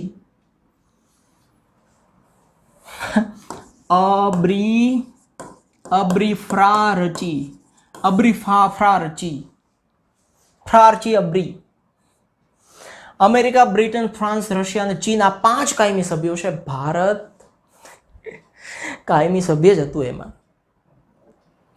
પણ આપણે ચીનને આપી દીધું કે અમારી જગ્યાએ ચીનને કાયમી સભ્ય રાખો. હવે એ જ ચીન અત્યારે આડું આવે છે આપણને કાયમી સભ્ય બનવામાં. શું કામે આડું આવે છે તમે જુઓ. એની બધાની પાસે આ દેશે હા પાડે છે, આ દેશે હા પાડે છે, આ હા પાડે છે, આ હા પાડે છે, આ એક આડું ફાટે છે પહેલેથી. ને આ બધા ચીનાઓ આવા જ બધા. આ ચીનમાં જાવ તો તમને લાગે ભૂત ફરતા હોય ને એવું લાગે. બધા સ્મશાન જેવો દેશ છે આખો. સીધી વાત છે ને, કાચે કાચું બધું કૂતરા બિલાડા ન રહેવા દેતા, ખાઈ જતા હોય, સાપ ને વીંછી બધું. ચીના આવો બધા. ખબર નહીં હિન્દી ચીની ભાઈ કેમ હાલે? હાઈ ભાઈ સરદાર પટેલ તો ખાસ ના પડતા. હિન્દી ચીની ભાઈ ન હોય, તમે સમજો. આ બધા પાછળથી ચાકુ મારશે. નહેરુ કે ના, એવું કંઈ ના હોય, લઈ લો લાડુ. ચીન આડું આવે છે આપણે. 5 કાયમી સભ્યો કયા છે સલામતી સમિતિમાં? સમિતિ એટલે કે મંડળ, તો કે અમેરિકા, બ્રિટન, ફ્રાન્સ, રશિયા અને ચીન. બાકીના 10 બિનકાયમી સભ્યો છે. એ કાયમી ના હોય, બિનકાયમી. આ સમિતિના આંતરરાષ્ટ્રીય શાંતિ સલામતી જાળવવા માટે અત્યંત વિશાળ આ 5 દેશો પાસે અને આ બિનકાયમી 10 સભ્યો પાસે આખા વિશ્વની શાંતિ સલામતી જાળવવા માટેની મોટી સત્તા આપેલી છે. રાષ્ટ્રના કોઈ પણ ઝઘડાના ઉકેલ માટે, કોઈ પણ રાજ્ય, દેશ હોય એના ઝઘડાના ઉકેલ માટે વાટાઘાટ, ચર્ચા કરવાની, તપાસ કરવાની અને મધ્યસ્થી દ્વારા શાંતિમય રીતે પ્રશ્નો હલ કરવાના. મધ્યસ્થી થઈને, કોઈના પક્ષમાં રહીને નહીં, મીડિયમ બનીને. કોઈ પણ આંતરરાષ્ટ્રીય અગત્યની બાબતમાં નિર્ણય લેવા માટે 5 કાયમી સભ્યોમાંથી કોઈ પણ એક મત હકારાત્મક ન હોય તો બાબત ઉપર નિર્ણય લઈ શકાતો નથી. આવ્યું ને પાછું? જો અહીંયા છે, સોરી, જો અહીંયા જો તમે, અમેરિકા, રશિયા, બ્રિટન, ફ્રાન્સ અને ચીન, આ 5માંથી કોઈ પણ એક બાબતે, સલામતી કે વિશ્વની શાંતિ બાબતે નિર્ણય લેવો છે. આણે નિર્ણય લીધો, આણે લીધો, આણે લીધો, 4એ લીધો, પણ એક જણો આડો ફાટે છે તો એ નિર્ણય ના લઈ શકાય. ગયું. એટલે કે આ 4 દેશ એમ કહે છે કે ભારતને કાયમી સભ્ય બનાવો. ચીન ના પાડે એટલે આપણે કાયમી સભ્ય ના બની શકીએ. જો 5 કાયમી સભ્ય રાષ્ટ્રોની આ સત્તા જે છે, ના પાડવાની જે સત્તા છે ને બચ્ચા, એ ના પાડવાની સત્તાને ઇંગ્લિશમાં કહેવાય છે વીટો. વીટો નિષેધાધિકાર એટલે કે વીટો પાવર. ના પાડવાની સત્તા, પછી કોઈનું કાંઈ ન હાલે. સૌથી વધારે આ ના પાડવાનો જે અધિકાર છે, વીટો પાવરનો અધિકાર છે, સૌથી વધારે નિર્ણયો જ્યારે લેવાતા હોય ત્યારે સૌથી વધારે વાર અત્યાર સુધીમાં, એટલે કે 2006 સુધીમાં કાયમી રાષ્ટ્ર સંઘો દ્વારા સૌથી વધારે વીટો પાવરનો ઉપયોગ કરીને ના પડાઈ હોય તો એમાં રશિયા નંબર 1 છે. 122 વાર ના પાડતી હતી. પછી 82 વખત સોરી અમેરિકા છે, પછી 32 વખત બ્રિટન છે, પછી 18 વખત ફ્રાન્સ છે અને 4 જ વખત ચીન છે. ખબર પડી તમને? સૌથી વધારે વખત તો વીટો પાવરનો ઉપયોગ કોણે કર્યો છે? તો કે રશિયાએ. તો અહીંયા સલામતી સમિતિ પૂરી થઈ ગઈ. હવે ત્રીજી સમિતિ છે આર્થિક અને સામાજિક સમિતિ. આ આર્થિક અને સામાજિક સમિતિને ટૂંકમાં કહેવાય છે ઇકોસોક. આ ઇકોસોક શું છે તમે સમજી લો. ઇકો એટલે ઇકોનોમિક અને સોક એટલે સોશિયલ. ઇકોનોમિક એટલે આર્થિક અને સોશિયલ એટલે સામાજિક. એને ઇંગ્લિશમાં ટૂંકમાં કહી દીધું ઇકોસોક. આ આર્થિક અને સામાજિક સમિતિમાં 54 સભ્ય છે દેશો. કેટલા સભ્ય દેશો છે? 54 સભ્ય દેશો છે. હવે સામાન્ય સભા એના નિવૃત્ત થતા 2/3 સભ્યોને 3 વર્ષ માટે ચૂંટે છે. આ 54 સભ્યો જે છે ને એ સામાન્ય સભામાંથી ચૂંટાઈને આવે અને જે ચૂંટાઈને આવે એ 3 વર્ષ સુધી રહે, પછી નિવૃત્ત થઈ જાય, પછી પાછા નવા આવે. બરાબર? આ સમિતિ શેના ઉપર ધ્યાન આપે છે? ધર્મ, દેશના લોકોની જાતિ, પ્રદેશ કે ભેદભાવ. ધર્મ, જાતિ, પ્રદેશ કે કોઈ પણ જાતનો ભેદભાવ વિશ્વમાં ના હોવો જોઈએ. એ ભેદભાવ વગર વિશ્વના રાષ્ટ્રોની પ્રજાઓનું જીવન ધોરણ ઊંચું આવે, આ બધા ભેદભાવ મટી જાય અને લોકો સારું જીવન જીવે, એનો પ્રયત્ન કરે છે કોણ? આ આર્થિક અને સામાજિક નીતિ સમિતિવાળા મંડળવાળા લોકો. આ સમિતિ અને તેની પેટા સમિતિઓ વિશ્વભરમાં કાર્ય કરે છે. ખાલી આટલી આ આર્થિક સામાજિક સમિતિ એક જ નથી, એની પેટા એટલે કે એની નીચે કામ કરતી બીજી સમિતિઓ. સમિતિ એટલે મંડળ, એની નીચે કામ કરતા ઘણા મંડળો છે. એમાં પહેલું મંડળ છે WHO, વિશ્વ આરોગ્ય સંસ્થા. એક માર્કમાં પૂછાઈ શકે. WHO એટલે શું? વિશ્વ આરોગ્ય સંસ્થા, વર્લ્ડ હેલ્થ ઓર્ગેનાઇઝેશન, વિશ્વ આરોગ્ય સંસ્થા. આ શું કરે છે? વિશ્વ આરોગ્ય સંસ્થાનું કાર્ય શું? એવું એક માર્કમાં પૂછાય તો વિશ્વના માનવીઓનું સ્વાસ્થ્ય સુધારણાનું કાર્ય કરે છે વર્લ્ડ હેલ્થ ઓર્ગેનાઇઝેશન. બીજી સંસ્થા છે IMF, આંતરરાષ્ટ્રીય બેંક તથા નાણાં ભંડોળ, જેને ઇંગ્લિશમાં કહેવાય છે ઇન્ટરનેશનલ મોનેટરી ફંડ, IMF. નાણાકીય સ્થિરતા સ્થાપવાનું કામ કરે છે. વિશ્વમાં પૈસાકીય દ્રષ્ટિએ બધા સ્થિર હોવા જોઈએ, ડામાડોળ પરિસ્થિતિ ના થવી જોઈએ, એનું કામ કરે છે આંતરરાષ્ટ્રીય બેંક અને નાણાં ભંડોળ. પછીની એક સંસ્થા છે, એ સંસ્થાનું નામ છે FAO. FAO એટલે શું? FAO એટલે ફૂડ એન્ડ એગ્રીકલ્ચર ઓર્ગેનાઇઝેશન. બરાબર? એ આંતરરાષ્ટ્રીય ખાદ્ય અને કૃષિ સંસ્થા છે. ખેત પેદાશ, જંગલો, માછલીઓનું ઉત્પાદન વધારવું, પોષણ, લોકોનું પોષણ, વિટામિન મિનરલ બધું મળતું હોય ત્યારે આપણું પોષણ થાય ને, એ પોષણનું ધોરણ ઊંચું લાવવાનું કામ કોણ કરે છે? FAO, food and agriculture organisation, આંતરરાષ્ટ્રીય ખાદ્ય અને કૃષિ સંસ્થા. પછી છે ILO. ILO આ છે આંતરરાષ્ટ્રીય મજદૂર સંસ્થા, જેને ઇંગ્લિશમાં કહેવાય છે ઇન્ટરનેશનલ લેબર ઓર્ગેનાઇઝેશન. આ એનો લોગો છે. વિશ્વના મજદૂરના હકો, વિશ્વભરમાં અલગ અલગ કંપનીઓથી લઈને ખેતીવાડીથી લઈને બધી જ જગ્યાએ મજૂરો કામ કરે છે. એ મજૂરને એના હક મળે અને એને કાંઈ પ્રોબ્લેમ થાય તો ન્યાય મળે, એના માટેની સંસ્થા છે ઇન્ટરનેશનલ લેબર ઓર્ગેનાઇઝેશન. બરાબર? પછી છે યુનિસેફ. યુનિસેફ શું છે? તો કે બાળકો માટેનું આકસ્મિક મદદ ભંડોળ છે. કે વિશ્વભરમાં જેટલા પણ બાળકો છે એનું સ્વાસ્થ્ય સારું રહે, પૌષ્ટિક ખોરાક મળે, બધાને શિક્ષણ મળે અને બધાનું ભલું થાય એવી પ્રવૃત્તિઓ કરે છે યુનિસેફ. બરાબર? આ યુનિસેફનો લોગો છે, જો એમાં માં અને બાળક બતાવેલું છે ને. પછી છે યુનેસ્કો. શું છે યુનેસ્કો? આ બધી પેટા સમિતિઓ છે, સામાજિક અને આર્થિક સમિતિઓની પેટા સમિતિ છે. યુનેસ્કો શૈક્ષણિક, વૈજ્ઞાનિક અને સાંસ્કૃતિક સંસ્થા છે, જેને ઇંગ્લિશમાં કહેવાય united nations, UN, educational, E, scientific, S, cultural, C, organisation એટલે સંસ્થા, O. શૈક્ષણિક, વૈજ્ઞાનિક સાંસ્કૃતિક સંસ્થા.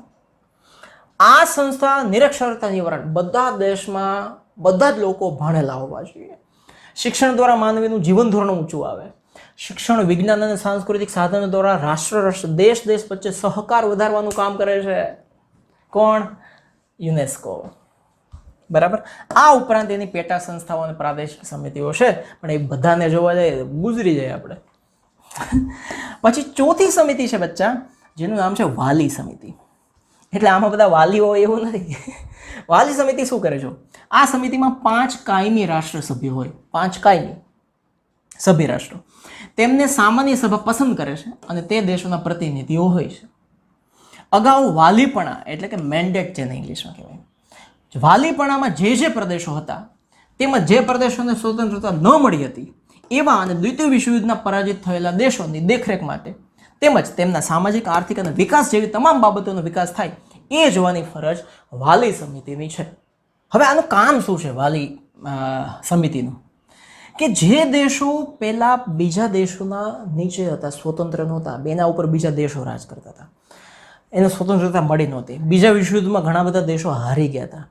આ બધા જ હારેલા દેશો કે જેના ઉપર બીજા દેશોએ રાજ કર્યું, એવા દેશો આ બધા દેશોને એમાંથી છોડાવવાના, એને સ્વતંત્રતા અપાવવાની અને હારેલા દેશો ઉપર બીજા દેશો પાછા હુકમ ના જમાવે અને હારેલા દેશોની સામાજિક, આર્થિક, રાજકીય રીતે એ લોકો આગળ વધે, ડેવલપ થાય, વિકાસ કરે, એ બધું જોવાની ફરજ કોની છે? વાલી સમિતિની. બરાબર છે. પછી છે 5 નંબર, આંતરરાષ્ટ્રીય અદાલત. એનું મુખ્ય મથક નેધરલેન્ડના હેગ શહેરમાં છે, જે આપણે જોઈ લીધું. અદાલત કોઈ એક દેશની અદાલત નહીં, આંતરરાષ્ટ્રીય અદાલત. આપણા ભારતમાં ઝઘડો થાય તો આપણે સુપ્રીમ કોર્ટમાં જાય, બરાબર. પણ આ ઇન્ટરનેશનલ લેવલ પાકિસ્તાન સાથે કંઈ થયું હોય તો પછી આપણા દેશની કોર્ટમાં તો ન હાલે કેસ. તો આપણા દેશનું કોર્ટ હોય તો તે આપણામાં જ આપે પણ બધું કેસ આપણા તરફી જ હોય બધો ચુકાદો. આ તો આંતરરાષ્ટ્રીય, એ નેધરલેન્ડના હેગ શહેરમાં છે. એમાં કેટલા ન્યાયમૂર્તિ એટલે જજ, કેટલા જજ હોય? 15. એક જજ કેટલા વર્ષ માટે નિયુક્ત થાય? 6 વર્ષ માટે હોય. 6 વર્ષ પછી નિવૃત્ત થઈ જાય. કોઈ પણ બે દેશ વચ્ચે વિખવાદ થાય, પ્રોબ્લેમ થાય, આમે આવી જાય બાંધવા માટે, તો એનો નિકાલ કોણ કરે છે? આંતરરાષ્ટ્રીય અદાલત. દેશ વચ્ચેનો ઝઘડો અદાલત સમક્ષ રજૂ કરવામાં આવે તો એનો ચુકાદો આપે છે. ચલ આમ ત્યાં જઈને જાય જ નહીં રજૂ કરવા તો ચુકાદો ક્યાંથી આપે? અને કાયદાને રિલેટેડ બધી સલાહ પણ આપે આંતરરાષ્ટ્રીય અદાલત. આ એનું કામ થઈ ગયું. નેધરલેન્ડ હેગ શહેર 15 જજ 6 વર્ષ માટે બે રાષ્ટ્રના ઝઘડાને જો રજૂ કરે તો સલાહ આપે, ચુકાદો આપે, નિરાકરણ કરે અને સલાહ આપે. અને છેલ્લું અંગ છે એ છે સચિવાલય. સચિવાલય શું છે? તો કે સંયુક્ત રાષ્ટ્ર જે છે એના જે મહામંત્રી છે એ મહામંત્રીની જે ઓફિસ છે એને કહેવાય સચિવાલય. સંયુક્ત રાષ્ટ્રના મહામંત્રીની ઓફિસને, કચેરીને સચિવાલય કહેવાય. સામાન્ય સભા એના મહામંત્રીને ચૂંટે છે મત આપીને અને 5 વર્ષ માટે એ સચિવાલયના મહામંત્રી કામ કરે છે. મહામંત્રીને કામ કરવા માટે, હવે એકલા મહામંત્રી તો બધે દોડીને જાય નહીં, તો એને કામ કરવા માટે કેવા લોકો હોય? જો મંત્રીઓ હોય, એની નીચે વ્યવસ્થાપકો હોય, એને મદદ કરવા મદદનીશો હોય, અલગ અલગ કેટલા દેશોની ભાષામાંથી બધું આવતું હોય તો ભાષાંતરકારો બધા હોય, નિષ્ણાંતો હોય, અલગ અલગ ટોપિક ઉપર શું કરવું શું નહીં, બધા તો આ તો કંઈ માસ્ટર બધામાં ના હોય, તો એવા નિષ્ણાંતો હોય બધા એની સાથે, અલગ અલગ ફિલ્ડના એક્સપર્ટ માણસો, એ બધાનો સમાવેશ થાય એ મહામંત્રીને મદદ કરવામાં. આ સંયુક્ત રાષ્ટ્રનું સચિવાલય ક્યાં છે? ન્યુયોર્કમાં. સીધી વાત છે. ખાલી અદાલત જ નેધરલેન્ડના હેગમાં છે, બાકી બધું ન્યુયોર્કમાં છે. વિશ્વમાં શાંતિ સ્થપાય, વિશ્વ એકતા અને વિશ્વ બંધુત્વનું સ્વપ્ન સાકાર થાય, કે વિશ્વમાં શાંતિ, આખું વિશ્વ એક થઈ જાય, વિશ્વ બંધુત્વ, વસુધૈવ કુટુંબકમ, આખું વિશ્વ એક થાય, એ સ્વપ્ન સાકાર કરવા માટે સંયુક્ત રાષ્ટ્રો પ્રયત્નશીલ છે. પણ એવું કંઈ થતું નથી. આજે પણ બધા કૂતરા બિલાડાની જેમ ઝઘડો કરે છે. અને આ સાથે આપણે અહીંયા પૂરું કરી દીધું ચેપ્ટર નંબર 3, નૂતન વિશ્વ તરફ પ્રયાણ, નવા વિશ્વ તરફ પ્રયાણ. સો ખાસ મિત્રો સાથે શેર કરજો, બધાને જણાવજો, જે રીતે તમે મજા લ્યો છો એવી રીતે બીજાને શેર કરો, બરાબર. અને 10મા ધોરણનો કોર્સ પણ અહીંયા જ અવેલેબલ છે. તમે જ્યારે 10માં આવશો ત્યારે તમે અમારી સાથે ભણશો, ઇંગ્લિશ, એસએસ બધું. અને કોર્સ ખરીદશો તો એમાં સ્પોકન ઇંગ્લિશ આખો ફ્રી મળશે. તો જલસા ને જલસા છે, પૈસા તો હાવ ઓછા છે. તો 11મા ધોરણનો કોર્સ હશે, પછી 12મા ધોરણનો કોર્સ છે. ઓકે, બસ તમે ભણો. તમે જે રીતે કોમેન્ટ કરો છો નીચે કોમેન્ટ ખાસ કરવી કે તમને કેવું લાગે છે યાર. કોમેન્ટો વાંચતો હોય તો હું મોટિવેટ થાવ કે યસ મારે વધારે લેક્ચર બનાવવા છે. કોમેન્ટ ના કરો એમને તમે જતા રહો તો મજા આવી ગઈ તો વર્ણન તો થવું જોઈએ ને. તો વધુ સુધી લોકો સુધી વિડીયો પહોંચે, નીચે કોમેન્ટ કરો, લાઈક કરો અને આગળ વધો. બીજા વિડીયોમાં પાછા મળીશું હર્ષ બારસિયાને. જય હિન્દ, જય ભારત, જય જય ગરવી ગુજરાત. આ ચેનલમાં આટલી બધી લાઈક કરો, નીચે કોમેન્ટ કરજો, બધા સાથે શેર બી કરજો, બેલમાં ટીન ટીન વગાડી દેજો.